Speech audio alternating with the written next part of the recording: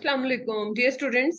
अपने पिछले पार्ट में हम जो है वो डिस्कस कर रहे थे about design patterns, what they are, why they are important and कौन कौन से हमारे पास which famous design patterns are available for us being a good designer, के जो कि हमें हेल्प करेंगे for making a smart software design, for making a reusable, maintainable, flexible software design.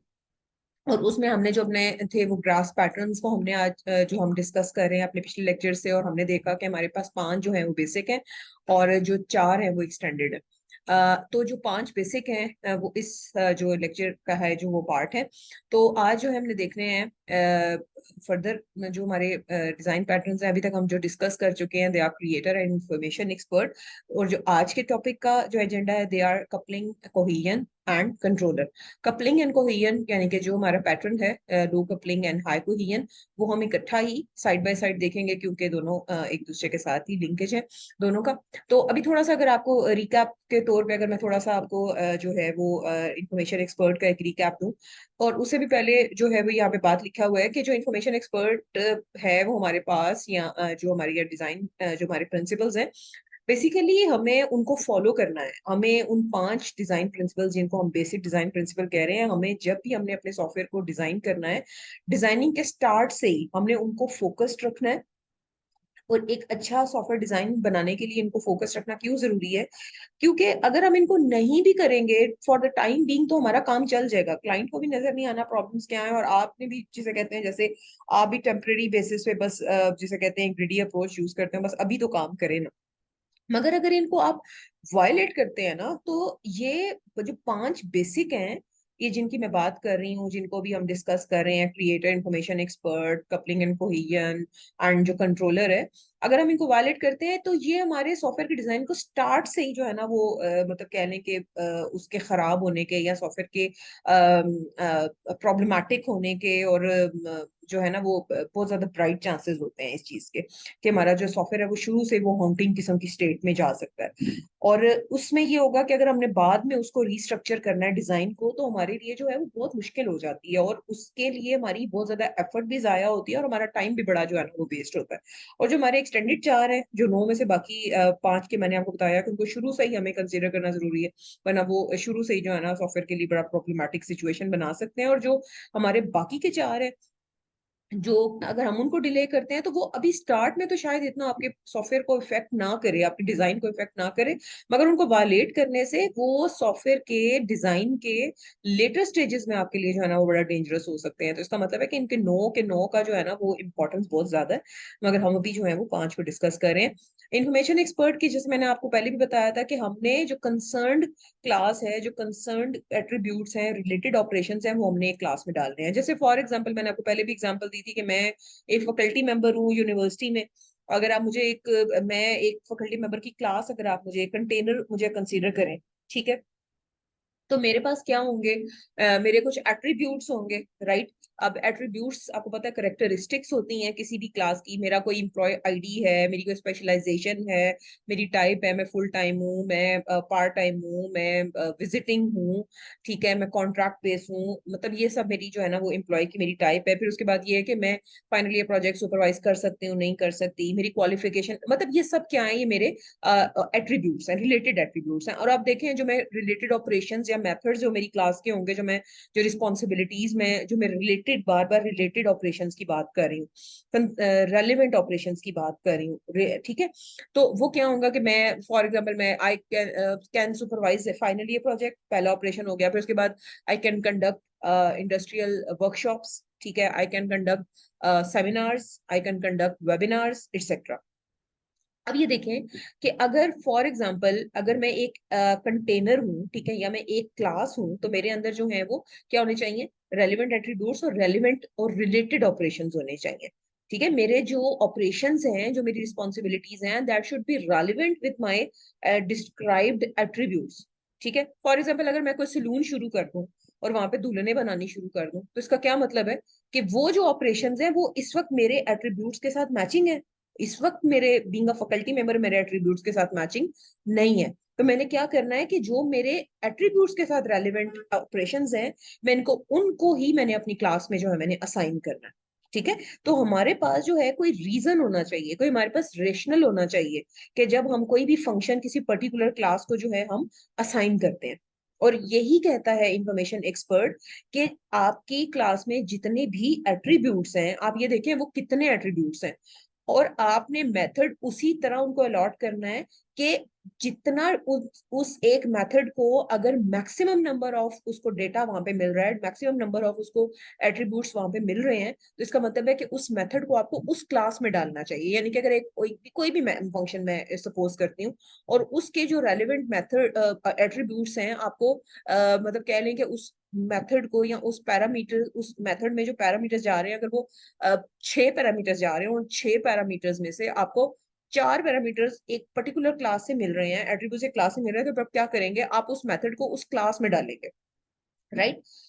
तो अब ये देखें कि हम जो मैक्सिमम इंफॉर्मेशन जो क्लास है उसको हम जो है ना उसके अंदर डालने की कोशिश कर रहे हैं, मगर क्या है कि 100% कभी भी जो है वो क्लास एक सेल्फ सफिशिएंट क्लास हम उसको नहीं बना सकते, हमें फिर भी कुछ ना कुछ बाहर की दुनिया से, बाहर की क्लासेस से हमें कुछ ना कुछ जरूर जो है ना वो लेना पड़ता है, राइट। अब जैसे फॉर एग्जाम्पल एक और आपको एग्जांपल दूं कि मैं अगर मैं इतनी सेल्फ सफिशिएंट हूँ कि मैं जी कपड़े भी मैं खुद सी सकती हूँ घर में, मगर हर काम में कर सकती हूँ अपने जो है ना अपने ओन पे, मगर क्या है फिर भी मैं कपड़े बना नहीं सकती, मैं कपड़ा जो है वो बना नहीं सकती घर में। उसके लिए भी मुझे क्या है कि मुझे बाहर से कपड़ा खरीद के लाना है। सेम ये सिचुएशन जो है ना वो क्लास के साथ भी है कि जैसे इंफॉर्मेशन एक्सपर्ट कह रहे हैं ना कि रेलिवेंट एट्रीब्यूट जहाँ पे मिल रहे हो, रेलिवेंट ऑपरेशंस को उनके साथ जो है ना आपने क्वारंटीन कर देना है, कंटेन कर देना, राइट। बट अगर जैसे फॉर एग्जांपल इंफॉर्मेशन एक्सपर्ट जो है वो क्या ये भी कह रहा है कि आपकी सब क्लासेस जो है वो फुली इंफॉर्मेशन एक्सपर्ट नहीं हो सकती कभी इन कुछ केसेस में हमें जो है पार्शियल इंफॉर्मेशन एक्सपर्ट भी हो सकती हैं क्लासेस क्लासेस, ठीक है।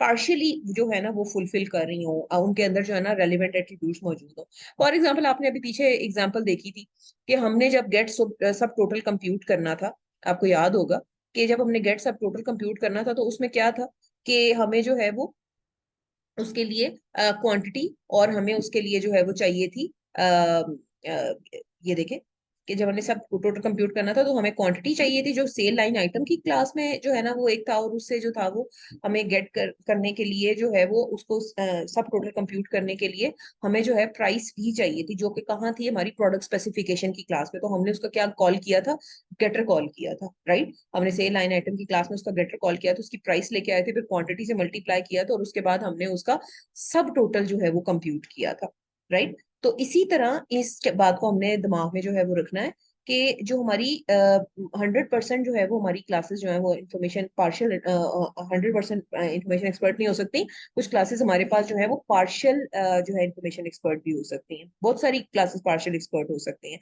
जैसे अब एग्जांपल मैं आपको देती हूँ कि हमने जब गेट टोटल कंप्यूट करना था तो आपने याद होगा कि हमने 3 क्लासेस की कोलैबोरेशन थी इसमें। कौन कौन सी, आपको याद होगा कि हमने जो है ये देख भी लेते हैं यहाँ पे कि जब गेट टोटल हमने, जब हमारे पास गेट टोटल की कॉल आई तो यहाँ पे देखें सेल की क्लास, सेल लाइन आइटम की क्लास, प्रोडक्ट स्पेसिफिकेशन की क्लास, ये तीनों जो है वो इसके अंदर इन्वॉल्व हैं। क्यों? क्योंकि टोटल कंप्यूट होना है सब टोटल की बेस पर, सब टोटल जो है वो जब तक प्राइस नहीं आएगी तब तक वो अपना फंक्शन जो है वो कंप्लीट परफॉर्म नहीं कर सकता। तो इसका क्या मतलब है, यहाँ पे जो इन्फॉर्मेशन एक्सपर्ट है सेल की क्लास जो है यहाँ पे हमारी क्या है, वो इंफॉर्मेशन एक्सपर्ट है। और जो हमारे पास हमारी जो है ये सेल लाइन आइटम की क्लास या प्रोडक्ट स्पेसिफिकेशन की क्लास, दे आर और पार्शियल इंफॉर्मेशन एक्सपर्ट। तो ये बस ये वाला कॉन्सेप्ट आपने याद रखना है। That was just for the record, for the sake of recap. और अब आगे देखें कि हम इंफॉर्मेशन एक्सपर्ट हमारे पास जो है वो हम क्यों यूज करते हैं, क्योंकि ये हमें कैप्स इनकैप्सुलेशन जो ऑब्जेक्ट ओरिएंटेड प्रोग्रामिंग का वन ऑफ द फंडामेंटल एक पिलर है वो प्रोवाइड करता है। अब आप समझ रहे होंगे कि इनकैप्सुलेशन का क्या मतलब है, कि relevant attributes with relevant operations, methods, member functions। और इसके अलावा ये क्या दे रहा है हमें, लोग कपलिंग दे रहा है, ठीक है। अभी आगे आता है ये पैटर्न तो फिर आपको पता चलेगा।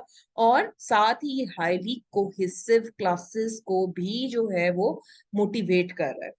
ठीक हो गया, तो अभी हम जो है वो आगे मूव करते हैं।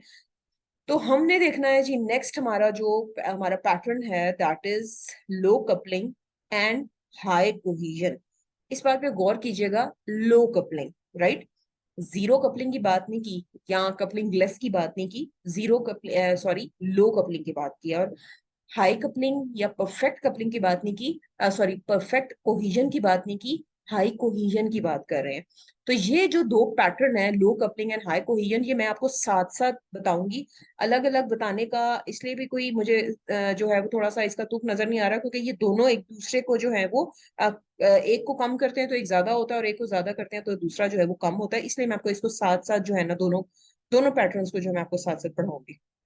अब देखें कि अगर कपलिंग की बात करें तो कपलिंग कह किसको रहे हैं? कपलिंग का मतलब है कि कोई भी एक element, it can be your class, it can be your package, it can be your module, it can be your सब सिस्टम।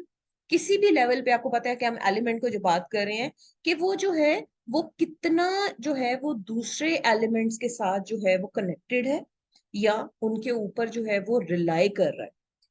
ठीक है। और अगर तो कोई एलिमेंट जो है वो वीक कपल्ड है, तो इसका क्या मतलब है कि वो बहुत सारे और एलिमेंट्स के ऊपर डिपेंडेंट नहीं है। अब ये बातें मैं आपको आराम आराम से समझाती हूँ। अब इस जो है ना वो डायग्राम से थोड़ा सा हम इस कॉन्सेप्ट को समझने की कोशिश करते हैं। अब ये देखें कि हमारे पास अगर हम ये डायग्राम देखें तो इसके अंदर ये देखें, ये एक बड़ी अच्छी एग्जांपल है जिसमें आपको जो है ना वो थोड़ी सी हाई कोहिजन और लो कपलिंग, और फिर उसके बाद जो यहाँ पे देखें हाई जो है वो कोहिजन और लो कपलिंग, और यहाँ पे लो कपलिंग और हाई लो हाई कपलिंग और लो कोहिजन जो है ना वो नजर आ रही है। राइट। तो अब यहाँ पे देखें कि ये इस वाली अगर हम लेफ्ट हैंड साइड पे देखें, ये क्लासेस ही हैं हमारे पास। ठीक है, ये समझेंगे ये तीन क्लासेस है, ये तीन क्लासेस है, और ये कोई हमारे पास जो है ना एक ही क्लास है। अब अगर आप देखें तो ये जो लेफ्ट हैंड साइड पे है, ये एक बिल्कुल स्पेगेटी कोड है, मतलब टैंगल कोड है।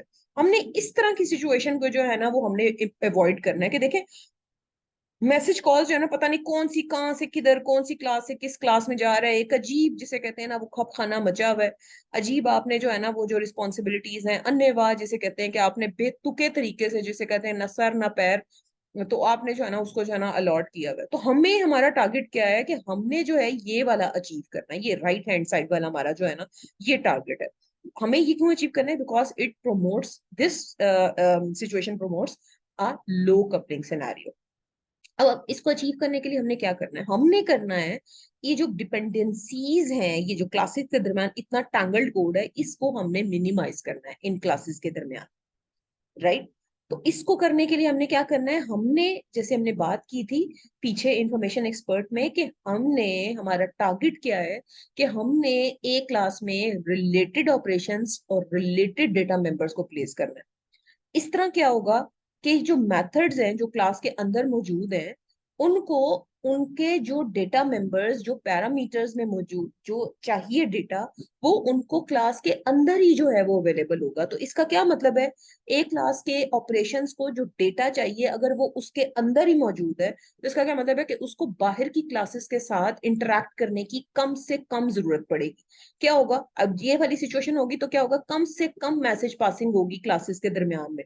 और इस तरह के सिस्टम को चेंज करना हमारे हमारे लिए बहुत ज्यादा इजी होगा। इस तरह के सिस्टम को मेंटेन करना, अपग्रेड करना, इवन रीयूज करना, इन क्लासेस को रीयूज करना। अगर हम इन क्लासेस को मिला के एक रेलेवेंट पैकेज बनाते हैं तो उस पैकेज को रीयूज करना हमारे लिए जो है ना बहुत आसान है। और यहाँ पे क्या है? ये डेफिनेटली फिर किसको प्रमोट करिए? ये लूज कपलिंग है। यहाँ पे अब डिपेंडेंसी इसकी जो आउटसाइड वर्ल्ड है वो क्या है? वो बहुत कम हो गई है, लो हो गई है। तो इस तरह का जो आप कह लें कि सिचुएशन, जो लो कपलिंग और हाई कोहिजन अचीव करने का जो हमारा टारगेट है, और इस तरह का डिजाइन जो हम चाहते हैं, वो तकरीबन जितने भी पैराडाइम अब तक आए हैं या जिनके ऊपर काम हो रहा है, वो उन सब में यही हमारा टारगेट था। कि जैसे फॉर एग्जाम्पल अगर हम प्रोसीजरल या स्ट्रक्चर्ड प्रोग्रामिंग की बात करें, हम ऑब्जेक्ट ओरिएंटेड प्रोग्रामिंग की बात करें, हम हमारा टारगेट ये है कि हम स्टैंडर्ड कंपोनेंट बनाना चाह रहे हैं, ताकि कंपोनेंट किस तरह के? प्लग एंड प्ले कि लाइक अगर फॉर एग्जाम्पल अगर हम एक स्टैंडर्ड कंपोनेंट बना देते हैं जो कि कम से कम डिपेंडेंट है किसी और अपने कंपोनेंट के ऊपर, किसी और क्लास के ऊपर, तो हम क्या करेंगे? कोई एक क्लास काम नहीं करती या एक कंपोनेंट काम नहीं करता या एक पैकेज काम नहीं करता, तो हम क्या कर सके? प्लग एंड प्ले बना सके उन कंपोनेंट्स को। कि फॉर एग्जाम्पल अगर कोई एक शिपमेंट सर्विस आप यूज कर रहे हैं, अगर वो ठीक तरह काम नहीं करी, तो आप क्या करें? आप सिस्टम से उसको निकाल के कोई और शिपमेंट सर्विस उसके साथ बिल्कुल प्रॉब्लम फ्री की उसको प्रॉब्लम फ्री सिचुएशन में उसको हम उसके साथ इंटीग्रेट कर सके, सिस्टम फ्लॉलेसली जो है ना वो काम करे, और कम से कम उसका जो है ना वो एक रिपल इफेक्ट जो है बाकी के सिस्टम के ऊपर जो है ना वो प्रोड्यूस हो। रिपल इफेक्ट आपको पता है कि जब हम एक जगह पे कोई चीज चेंज करते हैं, तो अगर बहुत ज्यादा इस तरह का स्पेगेटी कोड होगा तो क्या होगा, उसका रिपल इफेक्ट बहुत ज्यादा होगा बाकी के कंपोनेंट्स के ऊपर। तो राइट हैंड साइड पे अगर आप देखें कि ये देखें, सिर्फ एक कोई मैसेज आ रहा है इस क्लास से, और कोई दो जो है ना मैसेज, ये देखें टोटल दो मैसेज आ रहे हैं, ये देखें एक क्लास से, इस क्लास से जो है वो कोई दो मैसेज जो है वो पास हो रहे हैं। तो अगर हमें इस क्लास को या इस कंपोनेंट को अगर हम चेंज करना चाह रहे हैं या रिप्लेस करना चाह रहे हैं, अगर ये काम ठीक नहीं करता और हमें कभी फ्यूचर हमें कोई रिक्वायरमेंट आती है कि हमें चेंज करना पड़े, तो हमें इस बात की फिक्र नहीं है। हमें क्या है कि हमें सिर्फ उसकी वजह से सिर्फ दो जगह पे जो है वो हमें क्या करना पड़ेगा, चेंज करना पड़ेगा। तो that is the main benefit of this low coupling and high cohesion. अब आप अगर देखें तो ये जो कपलिंग और कोहिजन का, जैसे मैंने आपको बताया कि मैं आपको इसको जो है वो मैं साथ साथ ही पढ़ाऊंगी, ये दोनों जो कॉन्सेप्ट है ना, ये एक दूसरे के साथ कह लें कि इनडायरेक्टली प्रोपोर्शनल है।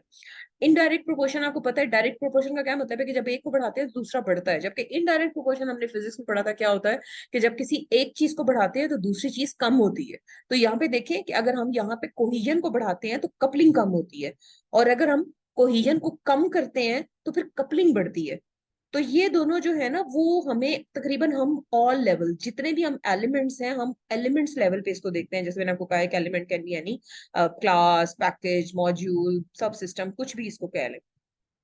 तो हमें पता है कि क्लासेस से जो है वो हम पैकेजेस बनाते हैं। तो पैकेज पैकेज भी अगर आपने बनाना है तो फिर पैकेज भी किसका होगा, रेलिवेंट क्लासेस का। ऐसा ही है ना। जैसे फॉर एग्जांपल आप ये कहें कि आपने जो है वो सब फॉर एग्जांपल तमाम एफसी के टीचर्स का, आपने जो है तमाम फैकल्टी ऑफ कंप्यूटिंग के जितने भी टीचर्स हैं, बेशक उसके अंदर मल्टीपल और फैकल्टी हमारे जो है डिपार्टमेंट्स हैं, हमारे पास कंप्यूटर साइंस है, सॉफ्टवेयर इंजीनियरिंग है, कंप्यूटिंग आर्ट्स है, तो आपने क्या किया है, ये सारे एफसी के टीचर्स का आपने एक पैकेज बना दिया कि जो कि रेलिवेंट पैकेज है, जिसके अंदर जो है वो रेलिवेंट उसकी जो है ना वो कंसर्न्ड क्लासेस मौजूद है। इसी तरह एफसी के स्टूडेंट्स का, सारे सीए, सीएस और एससी का अपने स्टूडेंट्स का एक पैकेज बना दिया। इसी तरह हमने डीपीटी के जो है फिजियोथेरेपी के डिपार्टमेंट के जो है उनके पैकेजेस बना दिए, और इसी तरह एडमिनिस्ट्रेटिव डिपार्टमेंट के आपने सेपरेट पैकेज बना दिए। हमने ये अलग अलग पैकेज क्यों बनाए, क्योंकि इनके करेक्टरिस्टिक्स, इनकी डायनामिक्स जो है वो एक दूसरे से डिफरेंट है, but they are relevant among themselves, right. तो इस बात का आपने जो है वो ख्याल रखना है। अब एक बड़ा इंपॉर्टेंट कॉन्सेप्ट है, कोहीजन जो है वो डिस्क्राइब करता है इंट्रा कंपोनेंट लिंकेज, और जो आपका कोहीजन सॉरी कपलिंग जो है वो किसका जो है वो शो करती है, वो शो करती है इंटर कंपोनेंट। अब लिंकेज का क्या मतलब होता है, ताल्लुकात, राइट। इंटर इंट्रा, जैसे for example inter means, inter का क्या मतलब है, अक्रॉस। इंट्रा का क्या मतलब है, विद इन।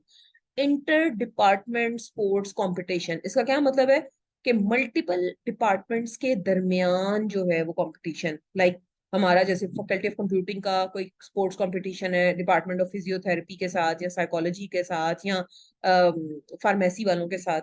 तो ये क्या है, इंटर डिपार्टमेंट। और अगर हम कहते हैं इंट्रा डिपार्टमेंट, तो इसका क्या मतलब है, डिपार्टमेंट के अंदर के, for example F C CS वालों का सॉफ्टवेयर इंजीनियरिंग वालों के साथ कंपटीशन है, सॉफ्टवेयर इंजीनियरिंग वालों के साथ सीए वालों का साथ कंपटीशन है। और अगर इंट्रा प्रोग्राम अगर मैं पर्टिकुलरली कहूँ, तो इसका क्या मतलब है, एफसी के अपने स्टूडेंट्स का जो है ना वो फर्स्ट सेमेस्टर का सेकंड सेमेस्टर वालों के साथ सेकंड थर्ड। तो ये क्या है, ये इस तरह से इंटर जो है ना का कॉन्सेप्ट है। जबकि इंट्रा का क्या मतलब है, इंट्रा का मतलब है विद इन डिपार्टमेंट। कि for example with in department का क्या मतलब है, ये इंटरनेशनल और इंट्रा नेशनल का कॉन्सेप्ट है।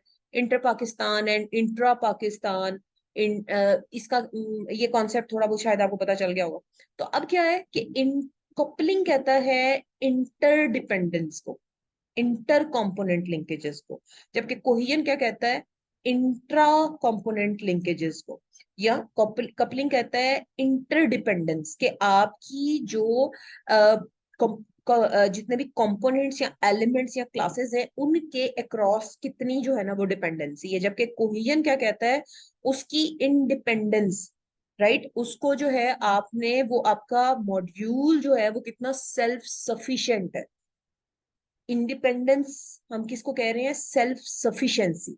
कि अगर हम ऐसी बात करें कि अगर हमें सब कुछ घर में ही मौजूद हो तो फिर हमें बाहर की दुनिया के साथ कम से कम इंटरेक्ट करना पड़ेगा। तो ये किस चीज की तरफ इशारा कर रही है? इंडिपेंडेंस की तरफ। कि अगर कोई एक बंदा है वो हर काम खुद कर सकता है तो इसका क्या मतलब है? वो बाहर की दुनिया के लिए इंडिपेंडेंट है। कि अगर मैं कपड़े भी सी सकती हूँ, मैं खाना भी पका सकती हूँ, मैं सफाइयां भी कर सकती हूँ, तो फिर मैं डिपेंडेंट नहीं हूँ कि जी हाँ मेरी मासी आएगी सफाई वाली तो ही जो है वो काम करेगी, तो मेरा जो है ना मैं जो है ना तभी मैं मेरा काम चलेगा। हाँ जी, मेरा जो गाड़ी धोने के लिए कोई बंदा मुझे मिलेगा तो काम चलेगा, मैं जो है ना गाड़ी धो ही नहीं सकती। तो क्या है, इससे क्या होगा? मेरी डिपेंडेंसी कम हो रही है आउटसाइड डेटा के ऊपर। तो अगर हम रेलिवेंट मेथड्स और रेलिवेंट डेटा जो है वो अपनी क्लास के अंदर ही जो है ना मौजूद होगा ना हमारे पास, तो इससे क्या होगा कि हमारी क्लासेस को बाहर की क्लासेस से या दूसरी क्लासेस से कम जो है ना जो है ना वो कोऑर्डिनेट करना पड़ेगा, इंटरेक्ट करना पड़ेगा। इससे क्या होगा? हमारी क्लास बहुत ज्यादा कोहेसिव होगी और इससे हमारी क्लास जो है वो क्या हो जाएगी? इंडिपेंडेंट हो जाएगी। जबकि अगर हम कपलिंग की बात करें तो कपलिंग में हमारे पास हम बात करते हैं डिपेंडेंसी की। अगर हाई कपलिंग है हमारे पास, इसका मतलब है कि हाईली डिपेंडेंट है हमारा जो कंपोनेंट है। ठीक है, फॉर एग्जाम्पल ये बिल्कुल वही कॉन्सेप्ट है कि जैसे अगर हम बात करें जो हमारे यहाँ पे अगर आप अपना बिजनेस कर रहे हैं, आप किसी की जॉब, किसी के पास जॉब कर रहे हैं, अपना बिजनेस कर रहे हैं, तो यू आर इंडिपेंडेंट। ठीक है, जबकि आप अगर किसी के पास जॉब कर रहे हैं तो आप डिपेंडेंट है बहुत सारी चीजों के लिए, बहुत सारे लोगों के ऊपर। राइट। तो अब अगर फॉर एग्जांपल इसकी एक और एग्जांपल बिल्कुल ऐसे ही, जैसे हमारे पाकिस्तानी कल्चर में ज्यादातर जो है वो अरेंज मैरिजेस होती हैं, जबकि अगर हम अब्रॉड देखें या दूसरे कंट्रीज में देखें तो उधर इतना स्ट्रॉन्ग फैमिली डिपेंडेंसी नहीं होती। बस खुद ही लड़का लड़की इतने इंडिपेंडेंट होते हैं कि अपना डिसीजन करते हैं और बस पेरेंट्स को बता देते हैं। जबकि पाकिस्तान में जो है वो बहुत ज्यादा, बहुत सारे लोगों से जो है ना वो अप्रूवल लेना पड़ता है। तो क्या है कि यहाँ पे जो कपलिंग है वो जिसे कहते हैं वो बहुत ज्यादा है। इसी तरह से अगर हम बात करें कि कुछ कंट्रीज जो है वो बड़े सेल्फ सफिशिएंट है अपने हर तरह के मामले में। कि फॉर एग्जांपल वो उन कोई भी उनकी कोई सर्विसेज, कोई भी प्रोडक्ट्स वो अपने ही कंट्री में जो है ना वो मतलब कर लेते हैं। कि अगर हम अपनी बात करें पाकिस्तान, तो अल्हम्दुलिल्लाह ये तो मतलब हमारा, हम बड़े पाकिस्तानी बीइंग अ ब्लेस्ड है कि हमारे पास माशाल्लाह एग्रीकल्चर के लिए लैंड भी है। हम अपने जो है अजनास, हम अपने जो फ्रूट्स, हर चीज जो है ना उगा सकते हैं। मगर अब देखें कि कुछ हमारे पास ऐसे फ्रूट्स वगैरह होंगे जो कि हम, हमारी जो शायद हमारा इन्वायरमेंट उसके लिए जो है ना वो फीजिबल नहीं है, तो हम क्या करते हैं उनको जो है ना हम ज्यादातर हम उसको एक्सपोर्ट कर लेते हैं, बट ज्यादा जो है वो, सॉरी, इंपोर्ट कर लेते हैं।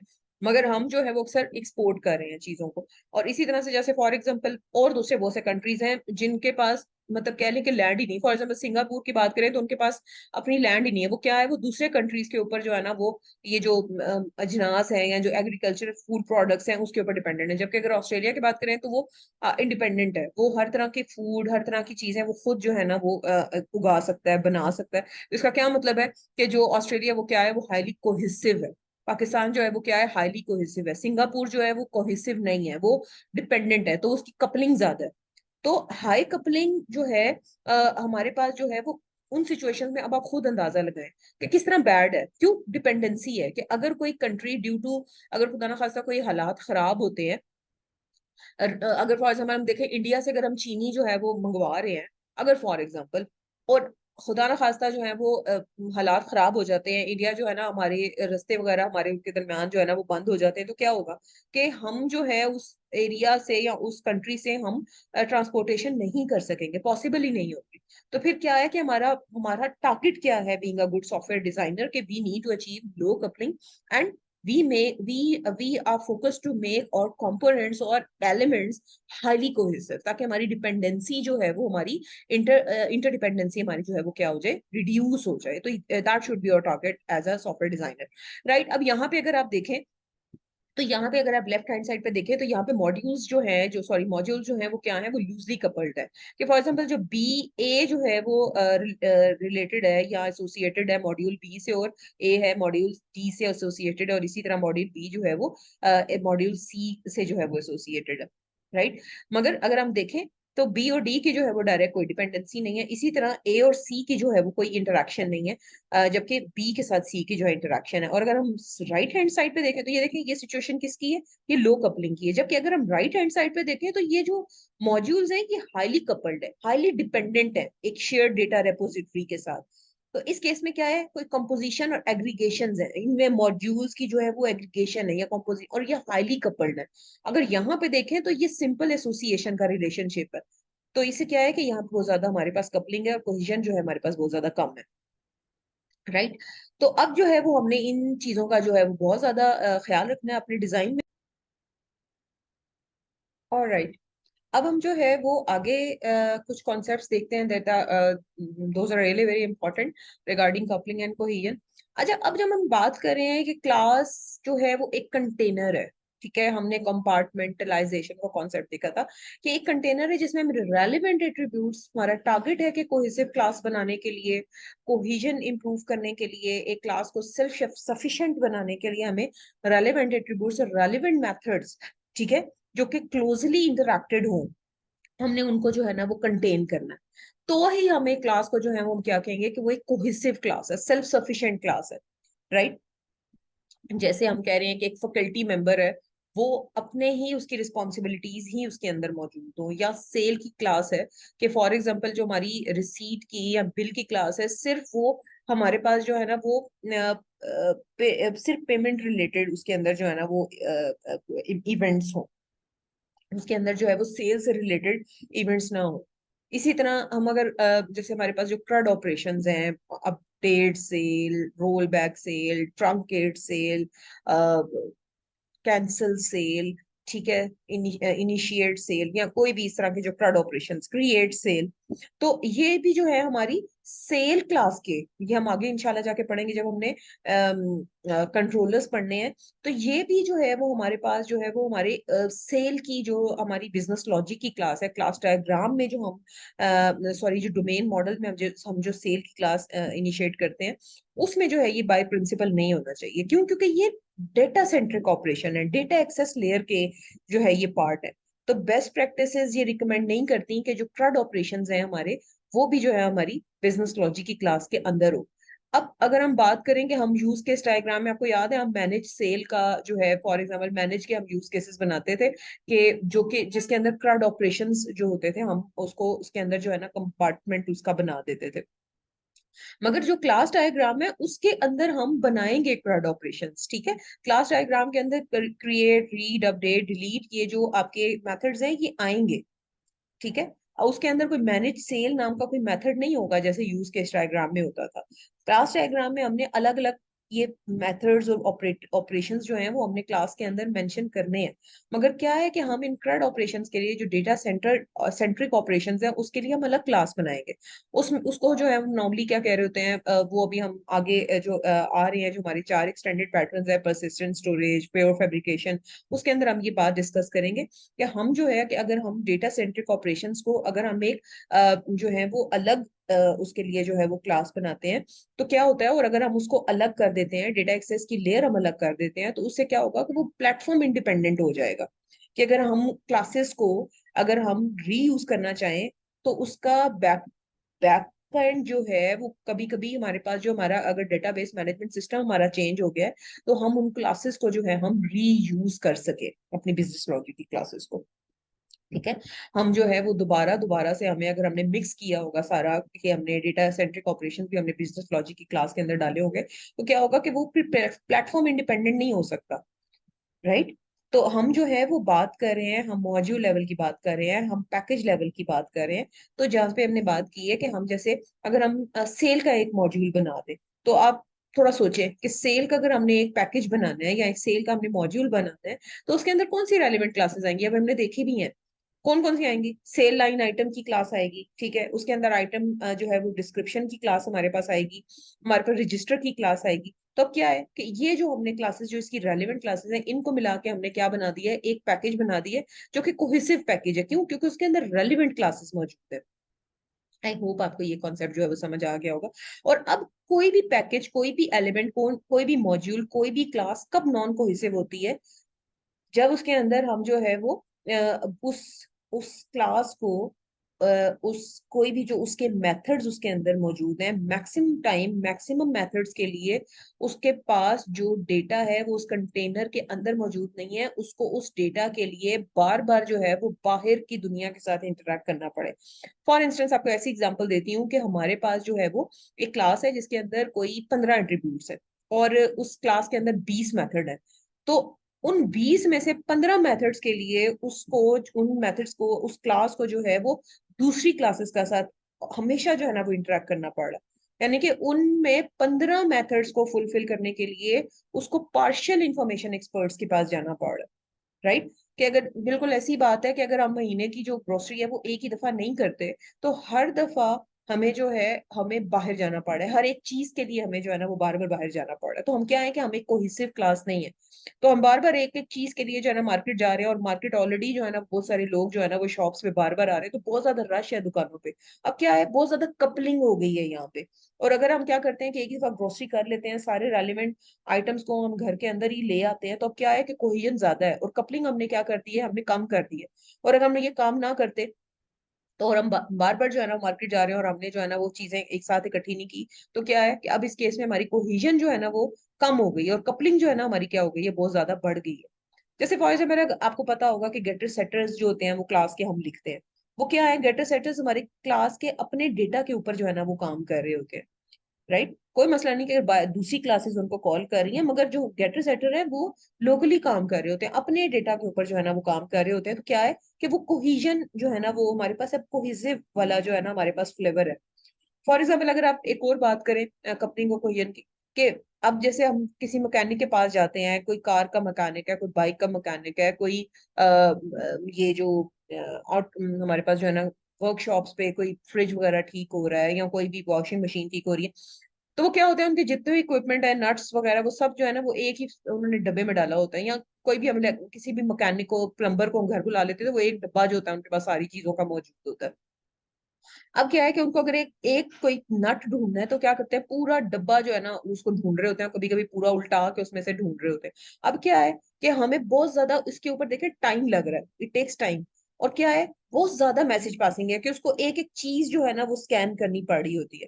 तो अगर हमारे पास एक प्रॉपर सेगमेंटेड बॉक्स हो जिसमें सेपरेट कंपार्टमेंट्स बने हुए हो, हर टाइप का नट उसके अंदर, एक छोटे नट्स का अलग कंपार्टमेंट है, बड़े नट्स का अलग कंपार्टमेंट है, ठीक है, मुख्तलिफ तरह की चीजें अलग अलग कंटेनर्स में पड़ी हुई हैं, तो क्या है, अब मैसेज पासिंग जो है ना वो रिड्यूस हो गई है। राइट, और उसका टाइम भी जो है वो कम हो गया है हमारे पास। तो आई गेस आपको शायद ये अब जो है इस तरह मुख्तलिफ एग्जाम्पल से ये कॉन्सेप्ट जो है वो काफी हद तक क्लियर होगा। राइट, अब आगे देखिए एक और एग्जाम्पल, कि अगर हमारे पास कुछ इस तरह की सिचुएशन बन रही है, जैसे यहाँ पे लिखा भी हुआ है कि अगर class is not cohesive and should be broken as shown. Right, कि अगर क्लास कोहेसिव नहीं है तो हमें क्या करना है, उसको ब्रेक डाउन करना है ताकि वो रेलिवेंट काम कर सके। अब ये है उसकी एग्जाम्पल। जैसे फॉर एग्जाम्पल आप एक सपोज करें कि हमारे पास ये एक क्लास है जिसके अंदर हमारे पास ये 4 फंक्शंस हैं, और लेट्स सपोज ये कोई 5 एट्रीब्यूट्स हैं, ठीक है, ये ब्लू और जो ग्रीन है ना हमारे 5 एट्रीब्यूट्स है, A1 A2 A3 A4 and A5। अब हम जो है वो देखते हैं कि जो फंक्शन 1 और फंक्शन 2 है ना, वो 3 एट्रीब्यूट्स को यूज कर रहा है, A1 A2 A3 को, और जो हमारा F3 और F4 है वो किसको यूज कर रहा है, A4 और A5 को। हमारा F1 और F2 जो है वो A4 और A5 को यूज ही नहीं कर रहा। तो क्या है कि अब ये जो है ना, ये वाले मेथड्स जो हैं वो सारे के सारे दूसरे एट्रीब्यूट्स को, A3 और A4 को यूज ही नहीं कर रहे। तो हम क्या कर सकते हैं कि हम इनको सेपरेट कर सकते हैं। कोई हमें वो जैसे कहते हैं नहीं कि अगर मतलब दो बेटे एक ही घर में रह रहे हैं अपनी फैमिली के साथ, और दोनों की जो है ना वो एक घर में रहते हुए जो है ना वो बातचीत नहीं हो रही है उनकी फैमिलीज की और उनकी, तो बेटर क्या है कि उनको जबरदस्ती बांध के बिठाने से बेहतर है कि हम ज्वाइंट फैमिली जबरदस्ती करें, हम उनको क्या कर लें, उनको कहीं बेटा मेरा हाल है, सेपरेट ही हो जाओ, अलग ही हो जाओ आप लोग, ठीक है। तो फिर क्या है कि हमने जो है ना उनको सेपरेट कर दिया। यहाँ पे देखें, यहाँ पे अब क्या है कि यहाँ पे देखें F1 F2 जो है वो जो अपने A1 A2 A3 को कर रहे थे, हमने उनको अलग कर दिया, और F3 F4 को A4 और A5 के साथ जो है उन्होंने क्या कर दिया, उनको अलग अलग फैमिलीज बना दी। राइट, अब क्या है कि ये दोनों जो क्लासेस हैं, ये जो एक क्लास हमने इतनी हाईली जो है ना नॉन कोहेसिव किस्म की क्लास बनाई थी, हमने क्या बना दी इसको, हमने दोनों क्लासेस को अब क्या है वो कोहेसिव है। अब अपने रेलिवेंट डेटा और रेलिवेंट ऑपरेशंस के साथ, इसके अंदर रेलिवेंट डेटा रेलिवेंट ऑपरेशंस, इसके अंदर रेलिवेंट डेटा रेलिवेंट ऑपरेशंस जो है ना वो हमने अब इनके अंदर जो है ना इकट्ठे करनी है। और अब जो है ये क्लासेस जो है वो अलग अलग कंपार्टमेंट्स, और ये कोई एक्स्ट्रा काम नहीं कर रहे। ठीक है, अब इनके अंदर भी, इसके अंदर भी कोई एक्स्ट्रा काम नहीं, और इसके अंदर भी कोई एक्स्ट्रा काम जो है ना वो मौजूद नहीं है। तो फिर क्लासेस जो है, अगर हमने क्लास डायग्राम के अंदर हमने क्लासेस को जो है वो कोहेसिव करना है, तो हम उनको तोड़ सकते हैं, हम उसको ब्रेक डाउन कर सकते हैं, किस लिए कि हम ज्यादा से ज्यादा उसको कोहेसिव बना सके, कोहेजन अचीव कर सके। जैसे हमने, आपको याद होगा मैंने आपको बताया था ना कि आइटम की एक ही क्लास होती थी, हमने क्या किया, आइटम को और आइटम की डिस्क्रिप्शन की क्लास को हमने अलग कर दिया, कि अगर आइटम जो मौजूद है, अगर हमारे पास जो है वो, अगर वो स्टॉक में खत्म भी हो गया तब भी उसकी इंफॉर्मेशन मिस ना हो, कम से कम जो आइटम की डिस्क्रिप्शन है, उसकी जो डिटेल्स है, वो हमारे पास जो है ना वो सेफ है। राइट। अब जैसे फॉर एग्जांपल, अगर बेस्ट प्रैक्टिस ये है कि अगर कोई पर्सन है वो अक्सर ऐसे आजकल होता है कि वो इलेक्ट्रिशियन का काम भी जानता है और प्लम्बिंग का काम भी जानता है, तो बेटर है कि एक ही क्लास बनाने के लिए उसके हम सेपरेट क्लासेस बनाएं, जिसके अंदर उनके रेलिवेंट एट्रीब्यूट्स और रेलिवेंट ऑपरेशंस जो है हम रखें। इससे जो डिजाइन है हमारा वो क्या होगा, वो हमारा ज्यादा डिजाइन कॉम्प्रिहेंसिव होगा। तो अब सोचने की बात क्या है कि जो कपलिंग है वो हम अकेले कंसीडर नहीं करते, वो दूसरे उसके ऊपर प्रिंसिपल्स भी जो है इनडायरेक्टली अप्लाई हो रहे हैं, कि अगर कोई इंफॉर्मेशन एक्सपर्ट अगर आपने अप्लाई किया, तो इससे क्या मतलब है कि उससे हमारे पास हाई कोहेजन भी अचीव हो रही है। राइट। और इसी तरह उससे जो है हमारे पास कपलिंग भी जो है वो रिड्यूस हो रही है। तो क्या है कि क्या हम अगर ये बात करें कि क्या इंफॉर्मेशन एक्सपर्ट पैटर्न अगर हम ठीक तरह लगा लेते हैं, तो क्या कपलिंग और कोहेजन, यानी कि जो हमारा दूसरे दो पैटर्न्स है, low coupling and high cohesion, उसके ऊपर कोई इम्पैक्ट पड़ता है? तो इसका आंसर है ऑब्वियसली, डेफिनेटली इसका असर पड़ता है, कि अगर इंफॉर्मेशन एक्सपर्ट ठीक तरह से आप यूज करते हैं, तो हमारे पास कपलिंग जो है वो क्या हो जाती है, रिड्यूस हो जाती है, और हमारी जो कोहेजन है वो हमारे पास क्या हो जाती है, वो इंक्रीज हो जाती है। ये आपने याद रखनी है बात। अब हम यहाँ पे एक सिचुएशन देखते हैं और इसको पढ़ लेते हैं कि assume we have a need to create a payment instance and associate with the sale. What class should be responsible for this? Since a register records a payment in the real world domain, the creator pattern suggests register a candidate for creating the payment. The register instance could then send an add payment message to the sale, passing along the new payment as a parameter. A possible partial interaction diagram reflecting this shown in figure 16.9. Right. अब यहाँ पे देखें, हमारे पास जो एक हमने जो पॉइंट ऑफ सेल टर्मिनल की जो हम केस स्टडी, आपने जो भी कोर्स पढ़ा है, सॉफ्टवेयर कंस्ट्रक्शन या सिस्टम एनालिसिस एंड डिजाइन या कोड या जो भी जिस भी टाइटल से आपने अपनी यूनिवर्सिटी में ये जो कोर्स पढ़ा है, तो उसमें जो है ये आपको सिचुएशन याद होगी कि उसके अंदर जो हमारे पास यहाँ पे जब भी आप पेमेंट है, तो उस सिचुएशन में हमारे पास जो है वो तीन क्लासेस यहाँ पे जो है इन्वॉल्व है। और ये बात याद रखिएगा, अभी ये जो एग्जांपल हम डिस्कस कर रहे हैं, इसमें जो पेमेंट है वो पेमेंट गेटवे एक थर्ड पार्टी पेमेंट गेटवे है, यहाँ पे डेबिट कार्ड के थ्रू जो यहाँ जो है पेमेंट हो रही है, कैश के थ्रू नहीं हो रही, क्योंकि कैश के केस में तो सीधा सीधा एक मेथड जो है ना वो ना, यहाँ पे जो है वो पेमेंट का अलग से क्लास हैंडल करने की जरूरी है। क्यों? क्योंकि यहाँ पे थर्ड पार्टी पेमेंट गेटवे के जरिए या डेबिट या क्रेडिट कार्ड के जरिए जो है वो पेमेंट हो रही है। पहली तो आपने बात ये याद रखनी है। अब यहाँ पे देखें, एक बात जो है वो आपने देखनी है कि यहाँ पे जो है वो सेल जो है वो कंप्लीट हो चुकी है। ठीक है, ठीक है, आपको ये बात देखें कि सेल कंप्लीट हो गई है, और अब जो है ना वो रजिस्टर की क्लास को एक कॉल जनरेट की गई है मेक पेमेंट की। That's the point. ठीक है। अब आपने एक बात ये देखनी है कि हम सीक्वेंस डायग्राम में भी हमने देखा होगा, आपने अपने जिस भी कोर्स में सीक्वेंस डायग्राम पढ़ी है, कि जितने भी इंस्टांसेस हैं वो एक ही सिंगल लेवल पे क्रिएट नहीं होते, वो तब क्रिएट होते हैं जब उनकी जरूरत होती है। तो इसका मतलब है कि पेमेंट का जो इंस्टेंस है वो आपने सेल के साथ ही क्रिएट नहीं कर देना। सेल का इंस्टेंस क्रिएट हो चुका है, सेल प्रोसेस हो चुकी है, अब पेमेंट का इंस्टेंस जब क्रिएट होना तो ही उसको क्रिएट करना है। तो अब क्या है, पेमेंट मेक पेमेंट की जो है वो कॉल आई है रजिस्टर की क्लास के पास। राइट। अब according to creator pattern, payment की क्लास जो है वो रजिस्टर को क्रिएट करनी चाहिए। ये मैं आपने अभी क्रिएटर पैटर्न हम पढ़ चुके हैं।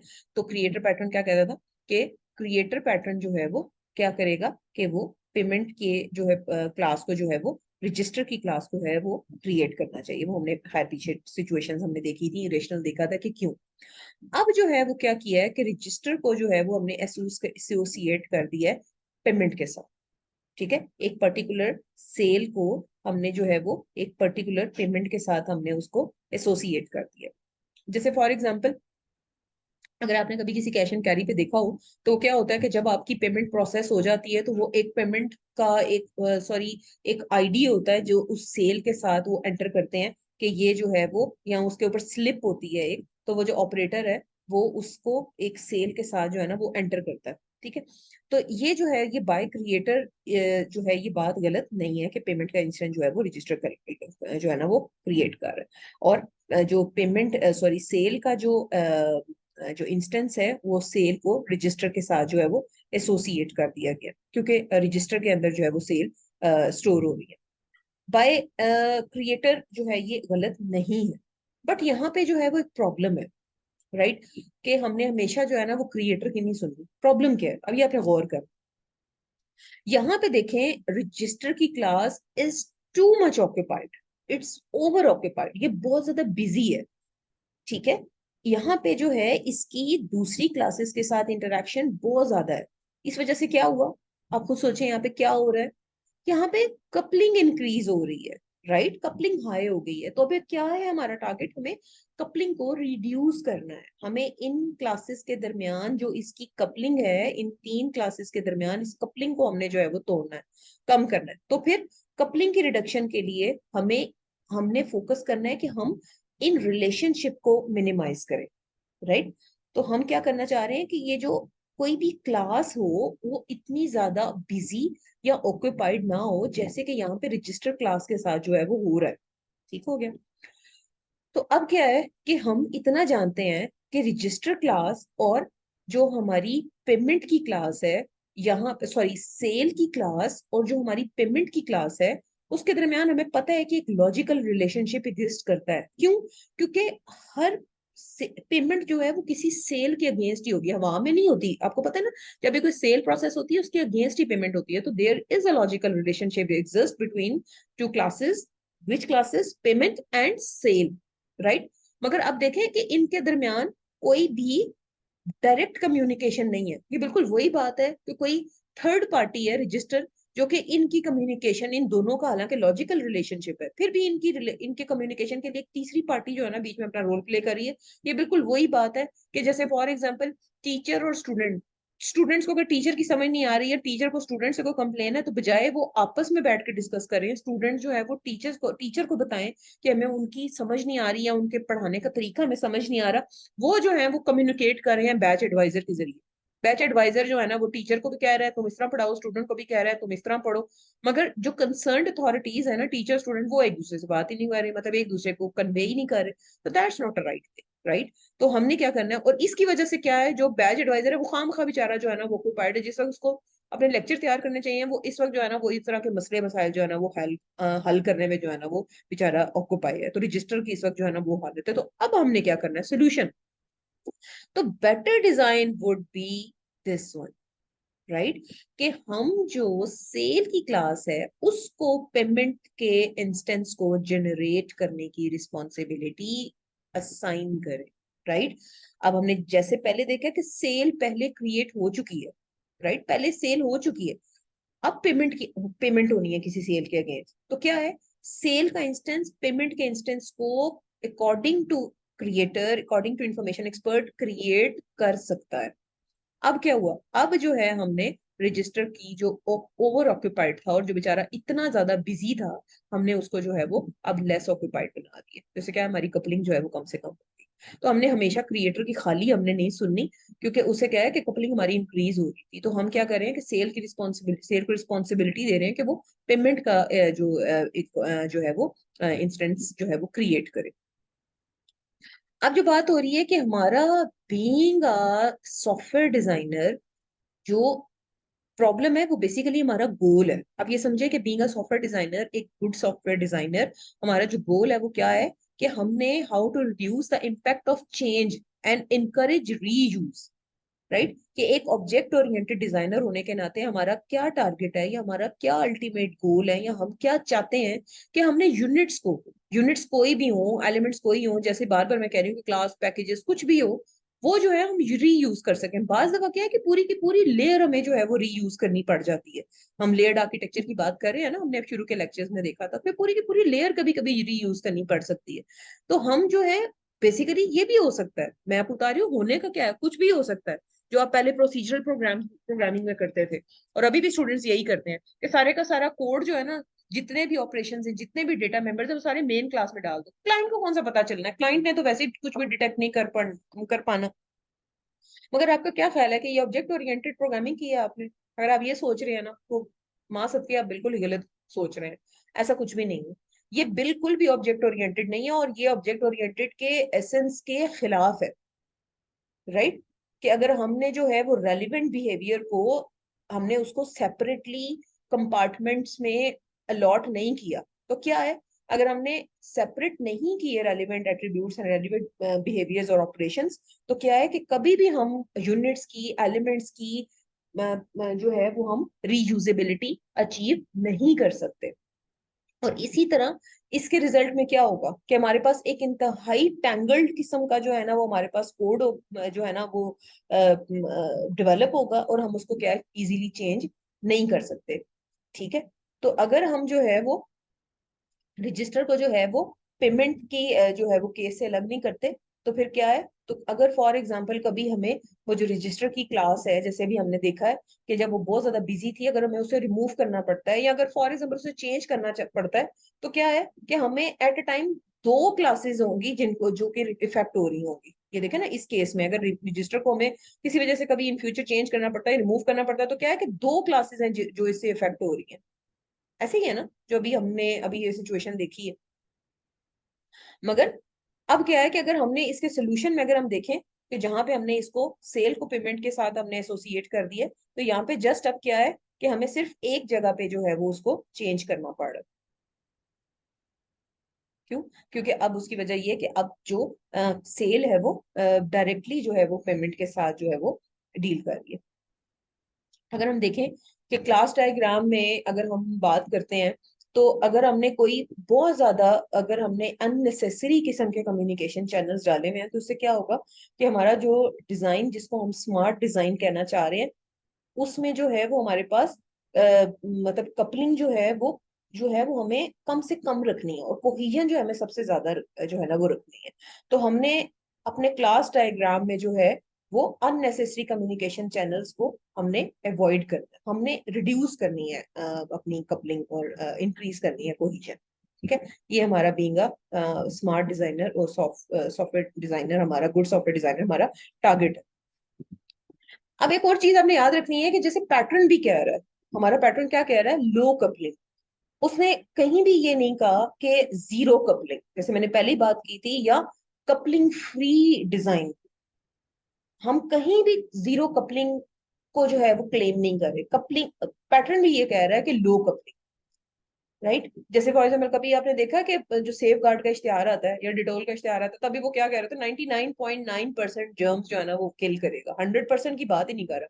कहीं ना कहीं एक जो डिग्री ऑफ कपलिंग है ना, या एक डिग्री का एक, सॉरी, कपलिंग का जो एक लेवल है ना, वुड ऑलवेज बी देयर। ये बात अपनी दिमाग में रखें। ठीक है? अब कैसे, कहाँ पे कपलिंग जो मर्जी कर लें, आपकी वो जो कह रहे हैं ना 99.9%, वो जो 0.1% जो कह लें कि एक कपलिंग का फैक्टर है ना, वो कहाँ पे किन किन सिचुएशंस में आपको रहता है, हमेशा रहेगा, वो हम देख लेते हैं। कि जैसे for example, type x has an attribute data member or instance variable that refers to a type y instance or type y itself।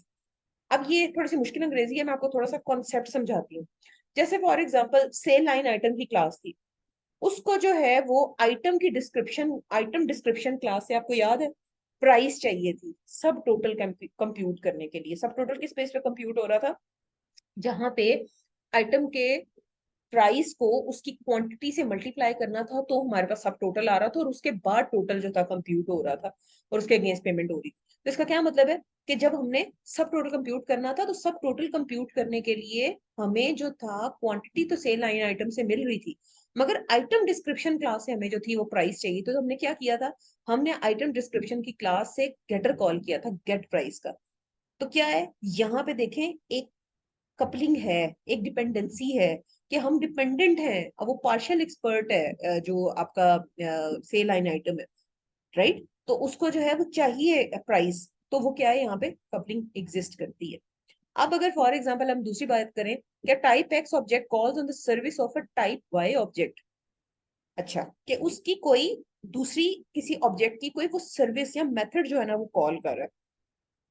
अब ऊपर तो हमें एट्रीब्यूट चाहिए था, अब नीचे मेथड्स भी कॉल होते हैं, जैसे सेल जो है वो आपका जो है वो एक मेंबर फंक्शन कॉल कर रहा है सब टोटल, ठीक है, वो किसका है, वो है सेल आइटम, लाइन आइटम की क्लास का। टोटल कंप्यूट करने के लिए सेल को सब टोटल चाहिए, और वो सब टोटल कॉल कर रहा है किसकी क्लास का, सेल लाइन आइटम का। तो यहाँ पे भी क्या है, एक डिपेंडेंसी है, एक मैसेज कॉल, एक मैसेज पासिंग हो रही है, एक इंटर जो है ना डिपेंडेंसी मौजूद है। इसी तरह अगला जो हमारा नेक्स्ट हमारा जो पॉइंट है वो उसके बारे में क्या कह रहे हैं, कि फॉर एग्जाम्पल अगर हमें जो है वो मल्टीपल जो है ना क्लासेस आपस में जो है ना कंप्यूटर, फॉर एग्जांपल अगर हमें कोई किसी भी यही हम जो सब टोटल सेल वाली जो हम सिनेरियो को डिस्कस कर रहे हैं, कि अगर हमें उस सब टोटल के ऊपर कोई डिस्काउंट कंप्यूट करना हो, कोई टैक्स कंप्यूट करना हो, ठीक है, तो हमारे पास और क्लासेस होंगी, जैसे फॉर एग्जांपल डिस्काउंट कैलकुलेटर की क्लास या टैक्स कैलकुलेटर की क्लास, तो हमें उनकी कोलैबोरेशन से जो है ना वो ओवरऑल रिक्वायरमेंट जो है ना वो फुलफिल करनी पड़ेगी। इसी तरह जो आगे बात हो रही है कि हमारे पास डायरेक्ट या इनडायरेक्ट सब क्लासेस, यानी इसका क्या मतलब है कि जो इनहेरिटेंस की सिचुएशन है ना, इनहेरिटेंस में भी जो है हमारे पास डिपेंडेंसी एग्जिस्ट करती है हमारी क्लासेस के दरमियान, पेरेंट चाइल्ड जो रिलेशन है उसमें भी जो है हमारे पास डिपेंडेंसी है, वहां पे भी कपलिंग मौजूद है। तो इसका क्या मतलब है, डिपेंडेंसी सिर्फ जो कॉलिंग फंक्शन, यानी कि जो आपके दूसरे किसी क्लास के एट्रीब्यूट्स को यूज कर रहे हैं, या अपना जो दूसरे एट्रीब्यूट मेथड्स को एक क्लास दूसरे क्लास के मेथड्स को कॉल करिए, यही डिपेंडेंसी नहीं है या यही कपलिंग नहीं है, बल्कि पेरेंट चाइल्ड का जो रिलेशनशिप है उसके दरमियान में भी जो है वो हमारे पास जो है वो कपलिंग एग्जिस्ट कर रही है, ठीक है।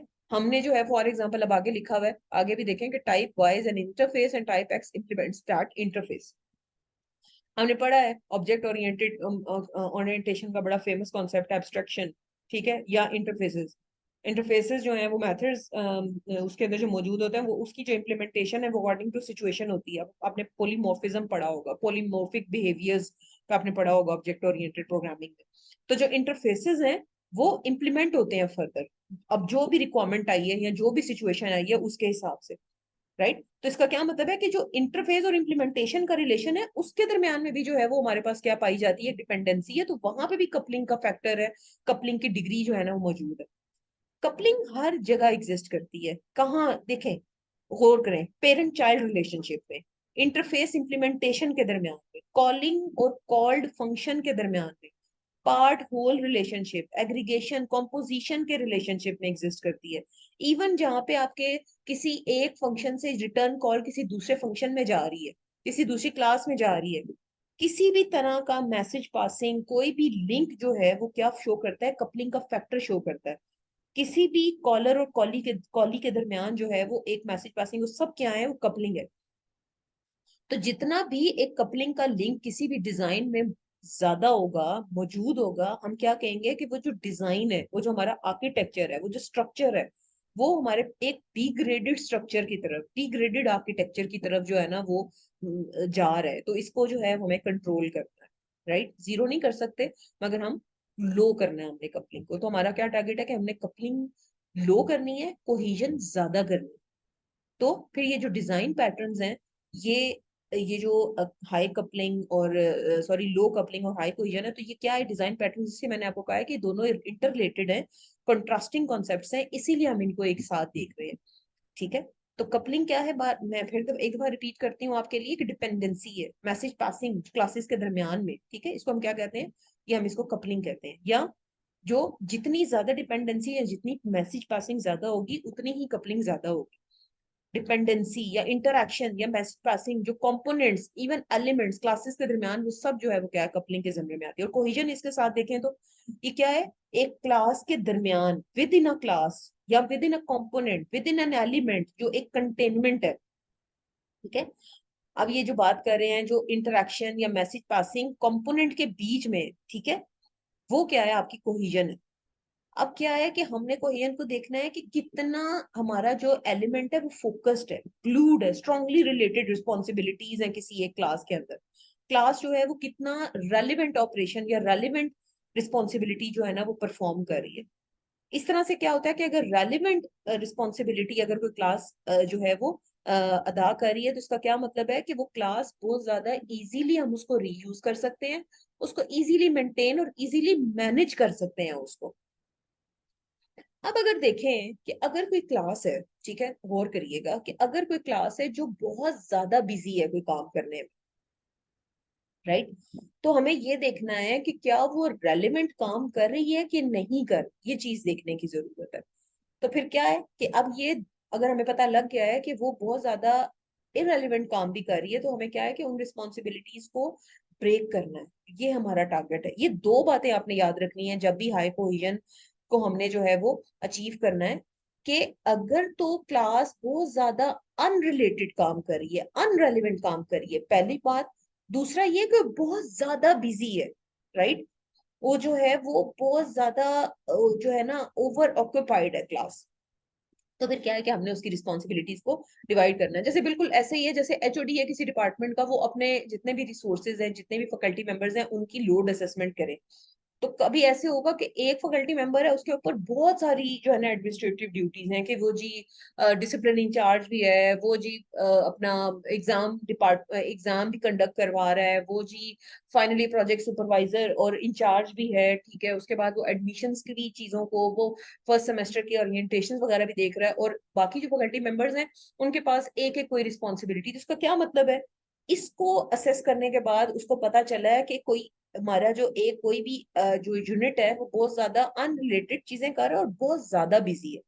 ठीक है, ये वही बात है कि हमारी कोई क्लास है जो कि 100 ऑपरेशन परफॉर्म कर रही है और बाकी जो है ना वो 2-3 कर रही है। तो इसका क्या मतलब है, ये आप खुद भी अपने डिजाइन में चेक कर सकते हैं। तो इसका मतलब है कि वो क्लास जो है जिसके जो 100 ऑपरेशन कर रही है वो बहुत ज्यादा बिजी है। एक और आपको सॉफ्टवेयर से एग्जांपल देती हूँ कि फॉर एग्जांपल हम कोई ऐसा सॉफ्टवेयर बनाना चाह रहे हैं एआई बेस्ड, जो है वो आप लोग मशीन लर्निंग का कोर्स डेफिनेटली पढ़ के आए हैं, कि आप जो है ना कोई डायग्नोस्टिक इंजन बना रहे हैं, और आपने जो है वो जो सिस्टम है वो क्या कर रहा है कि वो मुख्तलिफ हमारे जो बॉडी के ऑर्गेन्स हैं, चाहे हमारे जो लंग्स हैं, हार्ट है, मतलब किडनीज है, उनको उनके इमेज प्रोसेसिंग उसके ऊपर जो है ना अप्लाई करके, तो जो है ना उसमें से डिजीजेस या इश्यूज जो है ना वो आइडेंटिफाई कर रहा है। अगर हम एक क्लास बनाते हैं डायग्नोस डिजीज की, और जितनी भी रिस्पॉन्सिबिलिटीज हैं उसकी, लाइक आपको पता है कि हमें डेटा को प्री प्रोसेस भी करना है, हमें डेटा को रैंगल भी करना है, सब कुछ करना है, तो हम क्या है कि जो उसकी इमेज प्री प्रोसेसिंग की, उसकी डायग्नोसिस की, उसके फीचर एक्सट्रैक्शन की जितनी भी हमारी रिस्पॉन्सिबिलिटीज हैं, इवन फिर उसके बाद जो क्लासिफिकेशन का उसका जो उसने डिजीजेस को क्लासिफाई करना है, वो भी जो टास्क है वो सारा आपने डायग्नोस डिजीज की एक ही क्लास के अंदर जो है ना आपने डाल दी। तो क्या है कि अब ये जो डिजाइन जिसकी मैं बात कर रही हूँ वो क्या है, वो एक सिंगल क्लास है और ओवर ऑक्यूपाइड है, और वो ट्रेमेंडस अमाउंट ऑफ वर्क कर रही है, टू मच बिजी है। तो हमने क्या करना है, उसको डिवाइड करना है। तो बेटर डिजाइन क्या होगा, आपको सोचें कि आपको पता है कि मल्टीपल हमारे पास जो है ना उसके यूनिट्स हैं। आप क्या करें, प्री प्रोसेसर की क्लास अलग कर दें, जिसमें उसके अपने प्री प्रोसेसिंग के जो ऑपरेशन है वो मौजूद हों, जिसमें वो उसकी ब्राइटनेस एडजस्ट करे, कंट्रास्ट को हैंडल करे, डायग्नोस करे, शार्पन करे इमेजेस को।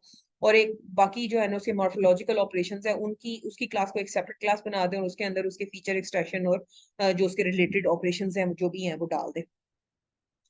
तो इसका क्या मतलब है कि आपने, जब मैंने एक बार पहले भी आपके साथ जिक्र किया था कि हम हमेशा जब भी बात करते हैं कि डोमेन मॉडल क्लास डायग्राम में बहुत फर्क है। डोमेन मॉडल में रियल वर्ल्ड क्लासेस होती हैं और हो सकता है वो बहुत ज्यादा ना हो, तो मगर जब क्लास डायग्राम बनती है तो उसके अंदर रियल सॉफ्टवेयर क्लासेस जो है ना वो शामिल हो जाती हैं। तो उसके अंदर हम क्लासेस को ब्रेक भी करें, इसलिए क्लासेस ऐड होती चली जाती है, जो कि हो सकता है कि डोमेन मॉडल जब आपने बनाया था तो उस वक्त वो मौजूद ना हो। तो क्या है कि जब हम अगर हम क्लासेस जो हैं वो बहुत ज्यादा लोग कोहेसिव करते हैं, तो इसके प्रॉब्लम्स जो है हमारे पास क्या है कि अगर क्लास जो है अनरिलेटेड ऑपरेशन कर रही है, तो एक तो ये कि उसका सबसे बड़ा one of the problem is hard to comprehend. हमें समझ ही नहीं आना, हम अंडरस्टैंड ही नहीं कर पाएंगे कि एक क्लास के अंदर ये वाला मेथड जो है ना वो मौजूद क्यों है। ठीक है, और फिर वही बात है कि अगर कभी इन फ्यूचर कोई रिक्वायरमेंट में चेंज आती है, तो बिजिएस्ट क्लास जो हमारी सबसे ओवर ऑक्यूपाइड, या जो हमारी सबसे ज्यादा जो है ना बिजी मसरूफ तरीन क्लास जो है हमारी, वो जो है वो सबसे पहले जो है ना वो इमीडिएटली हमारी जो है ना इफेक्ट होगी। फॉर एग्जाम्पल हमारा एचओडी की अगर बात करें, एचओडी एचआर का काम भी कर रहा है, फाइनेंस का काम भी कर रहा है, एडवाइजरी भी कर रहा है, तो फिर क्या है कि वो एक कोहेसिव किस्म की एंटिटी नहीं है। अब यहाँ पे अगर हम देखें, यहाँ पे भी आपको इस कॉन्सेप्ट का जो है वो थोड़ा सा आइडिया हो जाएगा कि अगर हम देखें लेफ्ट हैंड साइड पे, ये दो सिचुएशन, ठीक है, ये एक सिचुएशन की और एक सिचुएशन की, देखें ये लेफ्ट हैंड साइड पे, यहाँ पे आपको पता है कि ये जो लूप्स हैं, ये जो लूप्स हैं, आपने सीक्वेंस डायग्राम जब पढ़ी होगी तो क्या है कि क्लास जब अपने ही मेथड को जो है ना वो कॉल कर रही होती है, ये इस तरह, राइट, इसको सेल्फ लूप्स कहते हैं या सेल्फ कॉल्स कहते हैं, जब क्लास अपना ही मेथड कॉल कर रही होती है, जैसे गेटर्स कॉल किया, ठीक है, सॉरी सेटर कॉल किया, गेटर कॉल किया, सेटर वगैरह भी होते हैं इसमें। अब जैसे फॉर एग्जांपल अगर कोई आपका एडमिशन ऑफिसर है, ठीक है, उसने एलिजिबिलिटी जो है ना वो डिटरमिन करनी है, उसने फीस कैलकुलेट करनी है, उसने इनवॉइस, वो सब कुछ जो है ना वो खुद ही लगा हुआ करना है, ठीक है, खुद ही अपनी क्लास के अंदर सब कुछ आपने डाला हुआ है, एक ही क्लास के अंदर डाला हुआ है, अपनी क्लास को जो है ना वो खुद ही अपने आप कॉल करी जा रहा है। तो इसका क्या मतलब है, यहाँ पे कपलिंग जो है वो क्या है, वो ज्यादा है, और यहाँ पे ये कोहेसिव यूनिट नहीं है, राइट, सॉरी कपलिंग की बात, कपलिंग तो है, मतलब कह लें कि कपलिंग को तो छोड़े, यहाँ पे ये कोहिजन की हम अगर पर्टिकुलरली बात करें तो ये कोहिजन नहीं है, ये कोहेसिव यूनिट नहीं है बिल्कुल भी। जबकि राइट हैंड साइड पे देखें कि अगर हम यहाँ करते हैं कि ये जी फॉर एग्जांपल इमेजिन करें कि ये एक एडमिशन ऑफिसर की क्लास है, और हमने इसकी जो रिस्पॉन्सिबिलिटीज थी जो कंसर्न डिपार्टमेंट के साथ, वो हमने अलग कर दी है। जैसे हमने क्या है कि एक एलिजिबिलिटी चेकर या पॉलिसी चेकर की क्लास बना दी, एक हमने जो है ना जनरेट इनवॉइस वाली क्लास बना दी, एक फी हैंडलर की क्लास बना दी, और हमने उनकी जो रिस्पॉन्सिबिलिटीज हैं वो उन क्लासेस को जो है ना हमने डेडिकेट कर दी। अब क्या है कि ये एडमिशन ऑफिसर जो है वो इनसे जो है वो रेलिवेंट टास्क जो है वो परफॉर्म कराएगा। अब हमारा जो मेन काम है क्या है, हमारा रूल ये देखें नीचे लिखा भी हुआ है कि delicate responsibility and coordinate work, कि हमने रिस्पॉन्सिबिलिटी को डेलीकेट करना है और उसके बाद वो जो काम है उसको कोऑर्डिनेट करना है, राइट, कि हमने काम खुद ही नहीं करी जाना, हमने लोगों को, उनके रेलिवेंट लोगों को काम असाइन करना है, और उनसे फिर कोऑर्डिनेशन में हमने वो काम करवाना है, राइट, कि हमने रिस्पॉन्सिबिलिटी को डिवाइड करना है और क्लासेस में, ठीक है, और फिर उन क्लासेस में रिलेटेड रिस्पॉन्सिबिलिटी डालने के बाद उस काम को हमने क्या करना है, हमने कोऑर्डिनेट करना है। एक और रियल वर्ल्ड सिचुएशन देखते हैं इसके ऊपर, कि ये देखें, अब ये एक स्टूडेंट की क्लास है जिसके अंदर हमारे पास वही काम हुआ है कि सेल्फ लूप, हर जो मेथड, हर जो रिस्पॉन्सिबिलिटी है ना हमने उसके अंदर डाल दी है। एक हमारा स्टूडेंट गेट स्टूडेंट डिटेल, एक गेटर का फंक्शन है, ठीक है, वो गेटर का फंक्शन जो है ना वो हमने क्लास के अंदर डाला हुआ, और यहाँ पे जो है ना कोई डेटा बेस सेंट्रिक ऑपरेशंस हमने देखे, क्यों, क्योंकि देखिए बड़ी लो कोहेसिव क्लास है, हमने पहले भी बात की कि यहाँ पे जो डेटा सेंट्रिक ऑपरेशंस है वो हमने स्टूडेंट क्लास के अंदर डाले हुए, राइट। अब स्टूडेंट जो है ना वो सेल्फ सेंट्रिक है, अपने ही मेथड्स को जो है ना वो बार बार कॉल करी जा रही है। अगर हम पहले मेथड की बात करें, चले ये मेथड ओके है, आप सोच सकते हैं क्यों, what's the reason behind what why I am saying this operation is correctly placed, because it's a getter method. Getter जो है वो अपना ही जो है वो मेथड जो है वो कॉल करती है क्लास, मगर बाकी जो है वो ओके नहीं है। अगर फॉर एग्जांपल इन फ्यूचर, अभी देखें डेटा सेंट्रिक ऑपरेशंस है, कल को हमें जो है ना डेटाबेस चेंज करनी पड़ जाए, राइट, तो हमें क्या करना पड़ेगा, हम स्टूडेंट की जो क्लास है हमें उसको रीयूज करना है एक नए डेटाबेस सिस्टम के साथ, तो हम वो रीयूज नहीं कर सकेंगे, उस स्टूडेंट की क्लास को रीयूज नहीं कर सकेंगे, हमें सब कुछ चेंज करना पड़ेगा। क्यों, क्योंकि ये वाला जो एक्सेस डेटाबेस का जो मेथड है ये पर्टिकुलर है एसक्यूएल के सर्वर के लिए, मगर अगर हमें इसको रीयूज करना पड़े, कल को डेटा मैनेजमेंट सिस्टम बदल जाता है, हमें मैंगो डीबी, नो सीक्वल, माई सीक्वल, फायर बेस के साथ हमें काम करना पड़े, तो क्या है, वो तो माहौल ही सारा बदल जाना है, तो हम इस काबिल नहीं रहेंगे, हम रीयूज नहीं कर सकेंगे।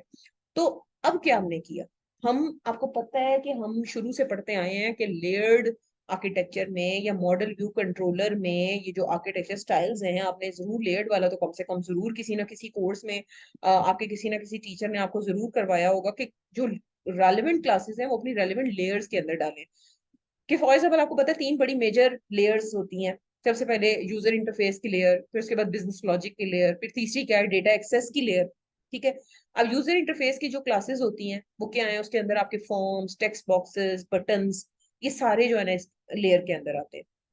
और क्या रूल कहता है कि उसको, जो हमारी यूआई की क्लासेस हैं उनको बिजनेस लॉजिक की क्लासेस की डायरेक्ट एक्सेस नहीं होनी चाहिए, ठीक है। और इसी तरह जो बिजनेस लॉजिक की क्लासेस हैं, उनकी जो एक्सेस है वो डेटा एक्सेस, जो क्लासेस हैं वो डायरेक्टली उनको एक्सेस ना कर सके। यानी कि जो बिजनेस लॉजिक की लेयर है उसको हमने डायरेक्टली बाहर की दुनिया से छुपा के रखना। हमने उनको डायरेक्ट जो है ना वो ना उसकी एक्सेस जो है हमने यूआई की लेयर को देना, और ना ही डेटा एक्सेस की लेयर को देना। ठीक है। उनके लिए क्या होने चाहिए, कंट्रोलर्स होने चाहिए, हैंडलर्स होने चाहिए, परसिस्टेंट स्टोरेज का कॉन्सेप्ट होना चाहिए। खैर वो अभी जो कंट्रोलर का कॉन्सेप्ट है वो अभी आएगा भी, मगर आप यहाँ पे आप समझें, आप सब सॉफ्टवेयर डेवलपमेंट माशाल्लाह करते हैं, करते आए हैं, थोड़ा बहुत आपको आइडिया होगा कि अब जब आउटसाइड वर्ल्ड के साथ, आउटसाइड वर्ल्ड क्या है कि अक्रॉस द लेयर अगर आपको उनको क्लासेस को एक्सेस कराना है तो there should be controllers. Like वहां पे आपके डेटाबेस कंट्रोलर्स होने चाहिए, वहां पे आपके यूआई कंट्रोलर्स होने चाहिए, जो कि बिजनेस लॉजिक की जो क्लासेस हैं उनको यूआई की लेयर और डेटाबेस की लेयर के साथ वो कम्युनिकेट करा सके। डायरेक्ट कम्युनिकेशन नहीं, यानी कि बिल्कुल वही बात है कि घर की बेटियां हैं वो दूसरे लोगों से डायरेक्ट बात ना करें, बाप है, भाई है, माँ है, उनके प्रोटेक्टर्स हैं, वो उनके थ्रू अगर कोई चीज है तो वो करें। ठीक है। तो क्या है कि बेटर हमारे पास क्या था अप्रोच, कि हम डेटाबेस सेंट्रिक ऑपरेशंस को हम क्या करते हैं, हम सेपरेट करते हैं। हम अलग कंट्रोलर की क्लास बनाते हैं, जैसे हम उसका नाम रख लेते हैं, यहाँ फॉर एग्जांपल डीबी कंट्रोलर हमने लिखा है। तो हम क्या करेंगे कि हम जो रिक्वेस्ट है डेटा सेंट्रिक ऑपरेशंस की, हम उनके जो रिलेटेड ऑपरेशंस हैं वो हम उनकी रिक्वेस्ट को, जो कि डेटाबेस कंट्रोलर है वो रिक्वेस्ट को रिसीव करेगा और फिर उन रिलेटेड ऑपरेशंस को जो है वो परफॉर्म करेगा। जो कंट्रोलर की क्लासेस हैं वो यूआई और बिजनेस की लॉजिक लेयर के दरमियान जो है वो as a bridge, as a broker के तौर पे काम कर रही है। तो उसके बाद क्या है, रेलिवेंट क्लासेस को फिर वो जो काम है वो डेलीकेट कर रही होते हैं। तो फिर ये जो डीबी कंट्रोलर की क्लास है वो एक जो है ना वो कंट्रोलर, सॉरी, एक ब्रिज की तरह काम कर रही है हमारी दो लेयर्स के दरमियान में। ये हमारी बिजनेस लॉजिक लेयर, ये कौन है, हमारी डेटा एक्सेस लेयर। ये अभी आगे कंट्रोलर पैटर्न स्टार्ट होने वाला है तो उसमें आपको एक बार फिर ये कॉन्सेप्ट समझाती हूँ। तो क्या है कि हमारे पास जो है ना वो खैर आगे हम एक और कॉन्सेप्ट पढ़ेंगे, bloated controllers, bloated cohesive classes का, तो वो भी आपको थोड़ा सा आइडिया हो जाएगा। सॉरी। ऑलराइट, अच्छा, अब हमने देखना है कि कोहिजन के जो लेवल्स हैं, बहुत कम कोहिजन, लो कोहिजन, हाई कोहिजन। बहुत कम, वेरी लो कोहिजन का क्या मतलब है कि जो क्लास है उसकी जो सोल रिस्पॉन्सिबिलिटी है ना वो मुख्तलिफ फंक्शनल यूनिट्स की, फंक्शनल एरियाज की, जैसे मैंने भी एग्जांपल दी है कि फैकल्टी में माली का काम भी कर रहा है, एचआर का काम भी कर रहा है। तो क्या है, बहुत ही लो कोहेसिव क्लास है, इसलिए कपलिंग ज्यादा है। लो कोहिजन का क्या मतलब है, ये क्लास जो है ना वो कॉम्प्लेक्स टास्क, एक ही फंक्शनल यूनिट है मगर उसके भी कॉम्प्लेक्स टास्क, कि मैं फाइनली प्रोजेक्ट इंचार्ज हूँ, जो है वो उनका भी काम कर रही हूँ, बीसीए वालों के भी मैं मैनेज कर रही हूँ, मैं सीए वालों, एससीएस वालों का भी कर रही हूँ, सॉफ्टवेयर इंजीनियरिंग वालों के भी कर रही हूँ। बेशक एक ही यूनिट है मगर फिर भी वो क्या है, मेरी कोहेजन जो है वो अभी भी कम है। I should be responsible for the finally projects of your my own department, that is software engineering department. Like high cohesion क्या है कि मेरा जो क्लास है फुलफिल कर रहा है मेरा अपना ही फंक्शनल एरिया, जैसे मैंने अभी 7 एग्जांपल दिए कि सिर्फ सॉफ्टवेयर इंजीनियरिंग के प्रोजेक्ट्स। तो फिर क्या है कि जब भी आपने मॉड्यूलर डिजाइन बनाना है, मॉड्यूलरिटी आपने अचीव करनी है, तो फिर क्या है कि हमारे पास cohesive set of modules, less coupled modules के ऊपर जो है हमारा सिस्टम जो है वो डिकम्पोज हुआ हो। ठीक, सही है। तो क्या है कि हमारा जो, अगर हमने कोहिजन जो है वो पूरी तरह से जो है वो हमने अचीव किया, तो इसका मतलब है कि हम कपलिंग भी जो है वो क्या है, हमारे पास जो है वो पूरी तरह से जो है वो आ रही है। Same is the case of other में। ओके। जो हमारा आखिरी फिफ्थ, मतलब कह लें कि कोर में से जो फिफ्थ हमारा पैटर्न है दैट इज कंट्रोलर। अभी इसका थोड़ा सा डिस्कशन हमने पीछे भी जो है ना हमने की है, अभी जो पीछे डिस्कशन चल रही थी कोहियन वाली, सॉरी, जो पीछे हमने भी इस एग्जांपल में देखा वही कॉन्सेप्ट है। थोड़ा सा हम आगे इसको जरा मजीद देखते हैं कि व्हाट इज इट। ओके। जैसे मैंने आपको बताया था कि हर पैटर्न का जो है वो क्या है, एक नाम होता है, पैटर्न का जो है वो एक टारगेट होता है या प्रॉब्लम होता है, और एक सोल्यूशन होता है, राइट। चार हिस्से में देखे थे ना, और एक वर्किंग एग्जांपल। तो जे देखिए इस पैटर्न का नाम क्या है, इसका नाम है कंट्रोलर। ठीक है। मॉडल व्यू, जैसे कंट्रोलर का आर्किटेक्चर। तो अब तक जो है हम बात कर रहे थे कि अभी अगर आप देखें जो वेब फॉर्म एप्लीकेशन बेस्ड आप जो काम करते थे किसी भी उसमें, कि फॉर एग्जांपल आपने कोई भी सॉफ्टवेयर क्रिएट करना है, तो क्या है कि जो यूआई के कंट्रोल्स हैं, मतलब जैसे फॉर एग्जांपल बटन्स आपने डाले, टेक्स्ट फील्ड्स डाली, आपने रेडियो बटन्स डाले, आपने चेक बॉक्सेस डाले, और उनके जो ऑन क्लिक के इवेंट्स हैं, आप उनके पीछे जो है ना वो डायरेक्ट मेथड्स की जो है ना इम्प्लीमेंटेशन शुरू कर देते हैं। ठीक है, on over, on click, right, उसके ऊपर आपने जो है वो क्या कर दी है, आपने जो वो क्लास डायग्राम के मेथड्स हैं वो आप क्या करना शुरू कर देते हैं, इम्प्लीमेंटेशन शुरू कर देते हैं। तो क्या है, it's not a right way of coding, it's not a correct way of coding, it's a bad design, right. तो आपने ये नहीं करना कि आप ऑन क्लिक के मेथड के पीछे जो है ना, आप अपने बिजनेस लॉजिक के जो मेथड्स हैं ना, बिजनेस लॉजिक लेयर की जो क्लासेस के मेथड्स हैं, आप क्या करें, उनको जो है ना उनकी इम्प्लीमेंटेशन भी शुरू कर दें। तो इसका क्या मतलब है कि आपने ये हरकत करके वो जो घर की बेटियां हैं ना उनको डायरेक्ट कर दिया है कि जाओ भाई तुम लोग खुद गोत हो गए हो, तुम लोग खुद ही जाके जो है ना दुकान वालों से जो है ना वो बातें करो, आपको जो भी चीज चाहिए आप खुद मार्केट जाओ, बजाय जब भाई मौजूद है आपको क्या जरूरत है, राइट। तो फिर क्या है कि आप जो है ना वो डायरेक्ट एक्सेस दे रहे हैं, आप डायरेक्ट जो है ना वो कंट्रोल दे रहे हैं अपनी बिजनेस लॉजिक लेयर्स का, जिसमें जिन क्लासेस को हमने सेव करना है, वो अपनी यूजर इंटरफेस की लेयर को डायरेक्ट एक्सेस दे दी है, जो कि बिजनेस लॉजिक की लेयर की क्लासेस को हमने हाइड करना था।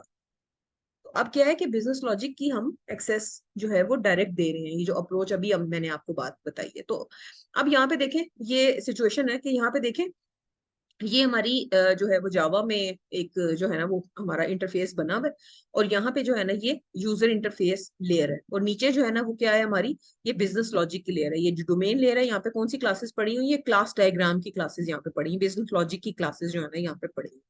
तो अब यहाँ पे क्या है कि जो यूजर इंटरफेस की लेयर है वो डायरेक्टली जो बिजनेस लॉजिक की लेयर के जो मेंबर फंक्शंस है ना उनको कॉल कर रही है, राइट।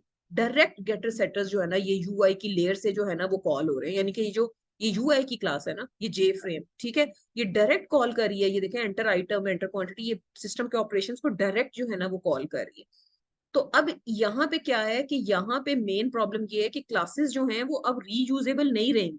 क्यों कि अगर इन फ्यूचर हमें, अब ये देखें आपने ऑन क्लिक के इवेंट के पीछे ही पूरी बिजनेस लॉजिक जो है ना वो इम्प्लीमेंट की हुई है, पूरे मेथड की इम्प्लीमेंटेशन दी है। तो क्या है कि अगर हमें कल को जो है वो इसका यूजर इंटरफेस चेंज करना पड़ जाए, कि अभी जो आपने बनाई है ये डेस्कटॉप एप्लीकेशन है, कल को अगर आपको इसको वेब एप्लीकेशन बनाना पड़ जाए या आपको इसको मोबाइल एप्लीकेशन बनाना पड़ जाए, तो क्या करेंगे, आप बिल्कुल भी रीयूज नहीं कर पाएंगे इसको अपनी बिजनेस लॉजिक को, राइट। तो फिर क्या है कि हमें यूजर इंटरफेस इंडिपेंडेंट करना है अपने बिजनेस लॉजिक से, यही हमारा गोल है, राइट। कि फॉर एग्जांपल अब देखें, हम बात कर रहे थे कि हमने इसके लिए कंट्रोलर्स, बीच में क्या होने चाहिए, कंट्रोलर्स होने चाहिए, जो कि इन इस लेयर की इंफॉर्मेशन को इस लेयर के साथ जो है वो कम्युनिकेट करें। यानी कि ऐसे ही है कि जैसे हमने घर रेंट पे लेना है, तो हम क्या करते हैं कि हम डायरेक्टली जा जाके जो है ना वो होम ओनर से बात नहीं करते, हम जो है ना वो एक कोई ब्रोकर होता है, कोई जो है ना कोई थर्ड पार्टी होती है बीच में, जिसे हम अपनी सारी रिक्वायरमेंट बताते हैं, और फिर वो उस रिक्वायरमेंट के हिसाब से जो है ना वो फिर घरों को जो है ना वो असेस करता है कि किस घर को जो है ना, किस वाले घर को ये वाली जो रिक्वेस्ट है ये पास करनी है। या जैसे वही बात है कि अब्बू जो है वो ढेर सारी जो है ना वो कॉस्मेटिक्स भी लाए हैं, कपड़े भी लाए हैं, जूते भी लाए हैं, शर्टें भी लाए हैं, और वो क्या है कि वो अब डायरेक्ट बेटियों बेटों को नहीं दे, उन्होंने अम्मी के हवाले कर दिए। अब अम्मी देख रही है कि अच्छा ये वाली जो है ना रिक्वेस्ट ये किसकी थी, अच्छा ये वाली चीजें बेटे को देनी है, ये छोटी बेटी को देनी है, ये बड़ी बेटी को देनी है, ठीक है। तो वो क्या है, वो एज अ ब्रोकर काम कर रहे हैं, राइट। और इसी तरह जो है वो इस तरह से जो है वो नॉर्मली ये सिचुएशंस चलती हैं। तो अब क्या है कि जो ब्रोकर है वो रिक्वेस्ट को हैंडल कर रहा है अकॉर्डिंग टू डिमांड, राइट। तो अब ये ब्रोकर क्या काम करेगा, एज अ कंट्रोलर काम करेगा। तो कंट्रोलर जो है वो एक लेयर है जो मतलब कह लें कि गेटर सेटर्स जो है वो कॉल करती है बिजनेस लॉजिक लेयर के, और कंट्रोल करती है, डेलीकेट करती है टास्क को, ओके। यहाँ पे वही बात हो रही है कि डायरेक्ट जो है वो नहीं, आपको जो है वो एक कंट्रोलर होना चाहिए, जो कि आपकी बिजनेस लॉजिक लेयर, कंट्रोलर ऊपर नहीं होगा, यूजर इंटरफेस लेयर पे नहीं होगा, राइट, वो कहाँ होगा, बिजनेस लॉजिक लेयर पे। तो ये बात है कि हमने क्या करना है कि हमने जो है वो कंट्रोलर डिजाइन करना है, जो कि यूआई लेयर पे नहीं होगा, वो कहाँ होगा, बिजनेस लॉजिक लेयर पे। यूआई लेयर से एक रिक्वेस्ट आएगी, और वो जो है जो ब्रोकर होगा यानी कि जो कंट्रोलर होगा वो देखेगा कि अच्छा नीचे कौन सी बिजनेस लॉजिक की कौन सी क्लास के लिए जो है ना ये वाली जो है ना वो कॉल है, और उसको जो है ना वो उस हिसाब से जो है ना वो उस टास्क को फुलफिल करेगा। सिस्टम इवेंट की बात हो रही है कि कंट्रोलर जो है वो क्या है, non UI object responsible for receiving handling a system event. System event का क्या मतलब है, वो रिक्वेस्ट जो एक्टर्स की तरफ से या यूजर की तरफ से आ रही है, यानी कि क्या मतलब है कि वो जो ऑन क्लिक के इवेंट के ऊपर जो आप कॉल कर रहे हैं ना, वो उन रिक्वेस्ट को जो है ना वो क्या कर रहा है, ये हैंडल कर रहा है और उनको रिसीव कर रहा है, हैंडल भी कर रहा है। हैंडल का क्या मतलब है, कभी नीचे जो बिजनेस लॉजिक की लेयर है उससे भी कभी कभी जो है वो डेटा फेच करके उसको अकोमोडेट करके यूजर इंटरफेस पे देना पड़ता है। वो मैं आपको आगे बताती हूँ ये क्या बात है। एक ब्रोकर के तौर पे कि क्या है, कभी अदर वे राउंड भी, यानी कि क्या होता है कि हमें जो होम ओनर है वो ब्रोकर के जरिए जो है वो हमें पींगा, हमें रेंट के लिए जो घर चाहिए हम तक कोई इन्फॉर्मेशन जो है वो पास कर रहा होता है। तो क्या है कि अब अगर हम बात करें कि जैसे फॉर एग्जांपल रिपोर्ट हमने जनरेट करानी है, ठीक है, या सीजीपीए कैलकुलेट करना है, तो क्या है कि अब ये जो टास्क है ना, ये कंसर्न्ड हैंडलर होगा या कोई कंसर्न्ड कंट्रोलर होगा जो कि आगे जो है ना वो उसको कंट्रोल कर रहा होगा। मोस्ट ऑफ द टाइम जैसे मैंने आपको क्या कहा है, बाज औकात जो कंट्रोलर क्लासेस हैं वो एग्रीगेट रिजल्ट्स लेके, यानी कि जो बिजनेस लॉजिक की तरफ से जो रिजल्ट आता है ना उनको यूजर इंटरफेस लेयर की तरफ पास कर रही होती है यूजर इंटरफेस लेयर के ऊपर प्रेजेंट करने के लिए। जैसे फॉर एग्जांपल आपने रिपोर्ट्स वगैरह निकाली हैं, आप उन रिपोर्ट्स को जो है वो यूजर इंटरफेस में इन द फॉर्म ऑफ कुछ विजुअलाइजेशंस, कोई हीट मैप्स, कोई ग्राफ्स, कोई चार्ट्स की फॉर्म में अपने उस पर प्रेजेंट करना चाह रहे हैं, तो वो क्या कर रही है कि कंसर्न जो कंट्रोलर है वो कंसर्न बिजनेस लॉजिक लेयर से डेटा जो है वो इकट्ठा करके तो आपको जो है ना यूजर इंटरफेस लेयर पे जो है ना वो प्रेजेंट कर रही है। मॉडल व्यू कंट्रोलर आर्किटेक्चर में भी इसी तरह होता है। अब आपने देखना है कि जो नेमिंग कन्वेंशन है कंट्रोलर क्लासेस के लिए, नेमिंग कन्वेंशन जो है वो कौन से फॉलो होती हैं। और नेमिंग कन्वेंशन सबसे पहले तो दिमाग में ये आता है कि हाँ जी, नेमिंग कन्वेंशन फॉलो क्यों करनी है। देखिए, आप जब भी कोडिंग आपने शुरू की, आप जब छोटे थे आप क्या करते थे, वेरिएबल के नाम है, स्टूडेंट क्या, फॉर एग्जांपल आपने रिजल्ट कंप्यूट करना है तो बेसिकली क्या होना चाहिए, वेरिएबल के नाम कोई लॉजिकल होने चाहिए ना। स्टूडेंट है तो स्टूडेंट STUD_नेम से क्या मतलब पता लग रहा है कि स्टूडेंट का नाम है, ये वेरिएबल स्टूडेंट का नाम जो है वो स्टोर कर रहा है। इसी तरह से उसका जो है ना वो सैप आईडी है, फॉर एग्जांपल SAP_ID, तो इसका क्या मतलब है कि इस वेरिएबल के अंदर आपने क्या स्टोर करना है, आपने स्टूडेंट का सैप आईडी स्टोर करना है। अगर आप वही var1 var2 करेंगे, और इसी तरह अगर हम हैंडलर्स की बात करें तो हैंडलर्स के नाम भी जो है ना वो ये नहीं कि हैंडलर 1 हैंडलर 2, तो आप कभी भी नहीं पहुंच सकेंगे कि आपने कौन से वेरिएबल के अंदर क्या स्टोर करना है, किस हैंडलर का क्या काम है। तो अगर आपको बाद में आपको खुद ही अपना कोड चेंज करना पड़े तो आपको खुद चीजें भूल जाएंगी। तो खुद सोचें कि अगर आपके कोड के ऊपर कोई नया डेवलपर जो है वो काम कर रहा है तो वो तो अपने बाल नोचेगा कि यार ये तो कोड ही मुझे समझ नहीं आ रहा, किस हैंडलर ने किसको जो है वो एज अ ब्रोकर वो काम कर रहा है और असाइन रिस्पॉन्सिबिलिटीज और उन चीजों को हैंडल कर रहा है। तो आप खुद सोचें कि वो उसके ऊपर जो है ना वो क्या बीतेगी। तो अगर तो हमारा कोई सिस्टम छोटी एप्लीकेशन है तो फिर तो एक सिंगल कंट्रोलर से आपका काम चल जाएगा, कि बजाय आप जो है ना मल्टीपल हैंडलर्स जो है ना वो आप बनाए, राइट। तो अगर तो आपका एक ही कंट्रोलर है तो आप क्या कर सकते हैं, छोटी एप्लीकेशन है, थोड़ी सी बिजनेस क्लासेस हैं, थोड़ी सी रिस्पॉन्सिबिलिटीज हैं, तो आप कन्वेंशन क्या कहती है कि आप उस कंट्रोलर का नाम आपने जो है ना वो सिस्टम के नाम पे रखना है। कि फॉर एग्जांपल आपके सिस्टम का नाम है जैसे मैं बात करूं, फाइनल ईयर प्रोजेक्ट अभी बच्चों ने मेरे साथ किया है एक, उसका नाम है रील बाजार फॉर एग्जांपल। तो अगर छोटी एप्लीकेशन है तो उसका क्या नाम रखेंगे, रील बाजार कंट्रोलर। तो अगर हमें सिस्टम बड़ा है, ठीक है, और बेटर है कि बजाय एक ही ब्लोटेड किस्म का, खैर ब्लोटेड कंट्रोलर क्या होता है वो आगे कॉन्सेप्ट आ रहा है, एक ही ब्लोटेड किस्म का कंट्रोलर बनाए, हम क्या करें उसको ब्रेक डाउन कर रहे हैं मल्टीपल हैंडलर क्लासेस में, राइट। अब वो मल्टीपल हैंडलर क्लासेस जो हैं वो जो हाई लेवल डिवीजन है सिस्टम की, फॉर एग्जांपल कि अगर बैंकिंग सिस्टम की एप्लीकेशन है तो उसके अंदर मल्टीपल जो है वो मॉड्यूल्स मौजूद होंगे, जैसे ट्रांजेक्शन का मॉड्यूल होगा, यूजर के अकाउंट्स के मॉड्यूल होंगे, बिल के पेमेंट के मॉड्यूल्स होंगे। तो क्या करेंगे कि हम एक ही कंट्रोलर बनाने के बजाय हम मल्टीपल हैंडलर्स बनाएं, ठीक है, उनको हम हैंडलर्स कहते हैं, मल्टीपल कंट्रोलर्स नहीं कहते कन्वेंशन में, हम हैंडलर्स कहते हैं। ट्रांजैक्शन हैंडलर अलग होगा, यूजर अकाउंट हैंडलर अलग होगा, पेमेंट हैंडलर अलग होगा, ठीक है। ये बिल्कुल ऐसी एग्जांपल है। अगर मैं एक और एग्जांपल से आपको बताऊं कि फॉर एग्जांपल आपकी जो है ना एक्सचेंज पे एक बंदा बैठा हुआ है, कॉल्स आ रही है, वो देख रहा है, अच्छा ये जो है वो HR की कॉल है, ये जो है वो फाइनेंस की कॉल है, ये जो है वो लेट्स सपोज स्टूडेंट सर्विसेज की कॉल है, तो ये कौन है, ये एक कंट्रोलर है। अब क्या है वहां से भी अगर किसी ने कुछ पूछना है तो हम वो जो एक्सचेंज बैठा बंदा है उसी को कहते हैं हमारी जो है ना फलान जगह पे कॉल मिला ले, तो वो एज अ डेलीकेटर है, वो एज अ कंट्रोलर है, वो जो एक किस्म का ना वो ब्रोकर के तौर पे काम करे। अब क्या है कि हमारे पास हम अगर कहते हैं जी बहुत ज्यादा डिपार्टमेंट्स हैं, तो वो एक ही एक्सचेंज के ऊपर जो है ना वो हम उसको ब्लोटेड नहीं कर सकते, तो हम क्या करते हैं कि हम स्टूडेंट सर्विसेज के लिए जो है ना वो एक अलग हैंडलर बना दे, हम फाइनेंस के लिए एक अलग हैंडलर बना ले। तो आपको अब अंदाजा हो रहा होगा कि डोमेन मॉडल और क्लास डायग्राम में देख रहे हैं फर्क है, कि वहां पे क्लास डायग्राम में हमारे पास जो है वो सही सॉफ्टवेयर क्लासेस अब जो है वो इंक्रीज होती जा रही हैं, जबकि पहले क्या था कि एक आप उसका डुप्लीकेट ही बना देते थे, और आप डोमेन मॉडल का डुप्लीकेट बना दिए, हाँ जी क्या कहते थे डोमेन मॉडल में जो है वो जस्ट एट्रीब्यूट्स होते हैं, मेथड्स नहीं होते, क्लास डायग्राम में क्या मेथड्स आ जाते हैं, और उसका जो है ना वो दूसरा डुप्लीकेट एक मिरर इमेज होता था। बट अब आपको अंदाजा हो रहा होगा कि they are not the mirror images.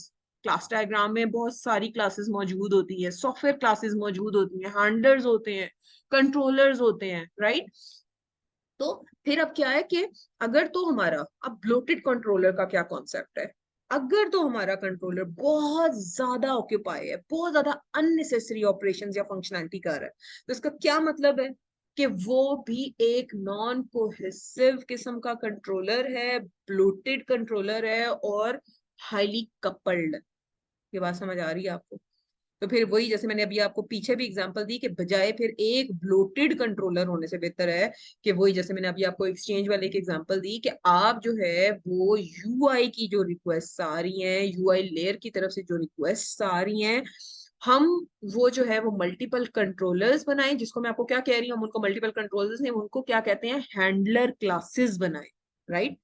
कि अगर हमारे पास एक और एग्जांपल है कि हमारे पास अगर 100 स्क्रीन है यूआई लेयर पे और एक कंट्रोलर है, तो यहाँ पे क्या है कि कपलिंग बहुत ज्यादा बढ़ रही है, कोहेसिवनेस कम हो रही है, क्योंकि एक कंट्रोलर जो है वो नॉन रिलेटेड टास्क कर रहा है, और ये क्या होगा, बहुत ज्यादा बिजी हो जाएगा रिक्वेस्ट को डेलीगेट करने में, सारी बिजनेस लॉजिक एक अजीब खप खाना जो है ना वो मचा हुआ है, राइट। तो फिर क्या है कि हम अगर हम अचीव करना चाह रहे हैं इंडिपेंडेंस यूआई लेयर से, तो हम जो है वो ब्लोटेड कंट्रोलर को बना सकते हैं, मगर हमने उसको अवॉइड करना है कि हम ब्लोटेड कंट्रोलर ना बनाए, ठीक है। तो फिर क्या है कि हम हैंडलर क्लासेस बनाएं। हैंडलर क्लासेस जो है वो हम आगे जो है वो इंशाल्लाह गैंग ऑफ 4 जो है वो पढ़ेंगे, उसमें फसाद पैटर्न भी यही है, राइट, कि जो यूजर इंटरफेस से जो रिक्वेस्ट है उनको मीडिएट करता है, डेलीगेट करता है हमारी बिजनेस लॉजिक क्लासेस की तरफ, या उसको हम मल्टीपल कंट्रोलर्स कहते हैं, मल्टीपल हैंडलर क्लासेस कहते हैं। तो क्या किया है कि हमने एक ब्लोटेड कंट्रोलर के बजाय हमने कंट्रोलर को जो है वो मल्टीपल रेलेवेंट हैंडलर क्लासेस में जो है ना हमने डिवाइड कर दिया। अब वो जो है वो उन सेपरेट जो रिक्वेस्ट हैं जो कि यूआई से आ रही हैं उनको अकॉर्डिंगली हैंडल करेगा, यानी कि HR handler, finance handler, student handler, staff handler and up to so on. अब क्या है, कपलिंग हमने रिड्यूस कर दी है, और क्या है कि अब जो है वो जो हम जैसे बात कर रहे थे, जैसे मैंने अभी पहले रिपीट किया है कि डोमेन मॉडल क्लास डायग्राम में बहुत फर्क होता है। अब मेरा ख्याल है आप समझ गए होंगे कि टोटल डुप्लीकेट नहीं होता बच्चों, डोमेन मॉडल एनालिसिस के वक्त, बिजनेस मॉडलिंग के वक्त बनता है, रियल वर्ल्ड क्लासेस होती है, जबकि सॉफ्टवेयर क्लासेस जो हैं वो इसी तरह से जैसे अभी हमारे पास देखें कितनी सारी कंट्रोलर क्लासेस आई हैं, हैंडलर क्लासेस आई हैं, तो उसके अंदर जो है वो सॉफ्टवेयर क्लासेस इंट्रोड्यूस होती चली जाती हैं। तो इसी तरह फिर हमारी सीक्वेंस डायग्राम भी जो है वो क्या होती है, अपडेट होती है, क्लास डायग्राम भी। इसी तो कहते हैं ना iterative and incremental development, iteration में जो है वो सॉफ्टवेयर बिल्ड होते हैं। Thank you so much. अब हम आगे जो है वो नेक्स्ट लेक्चर तक के लिए अल्लाह हाफिज।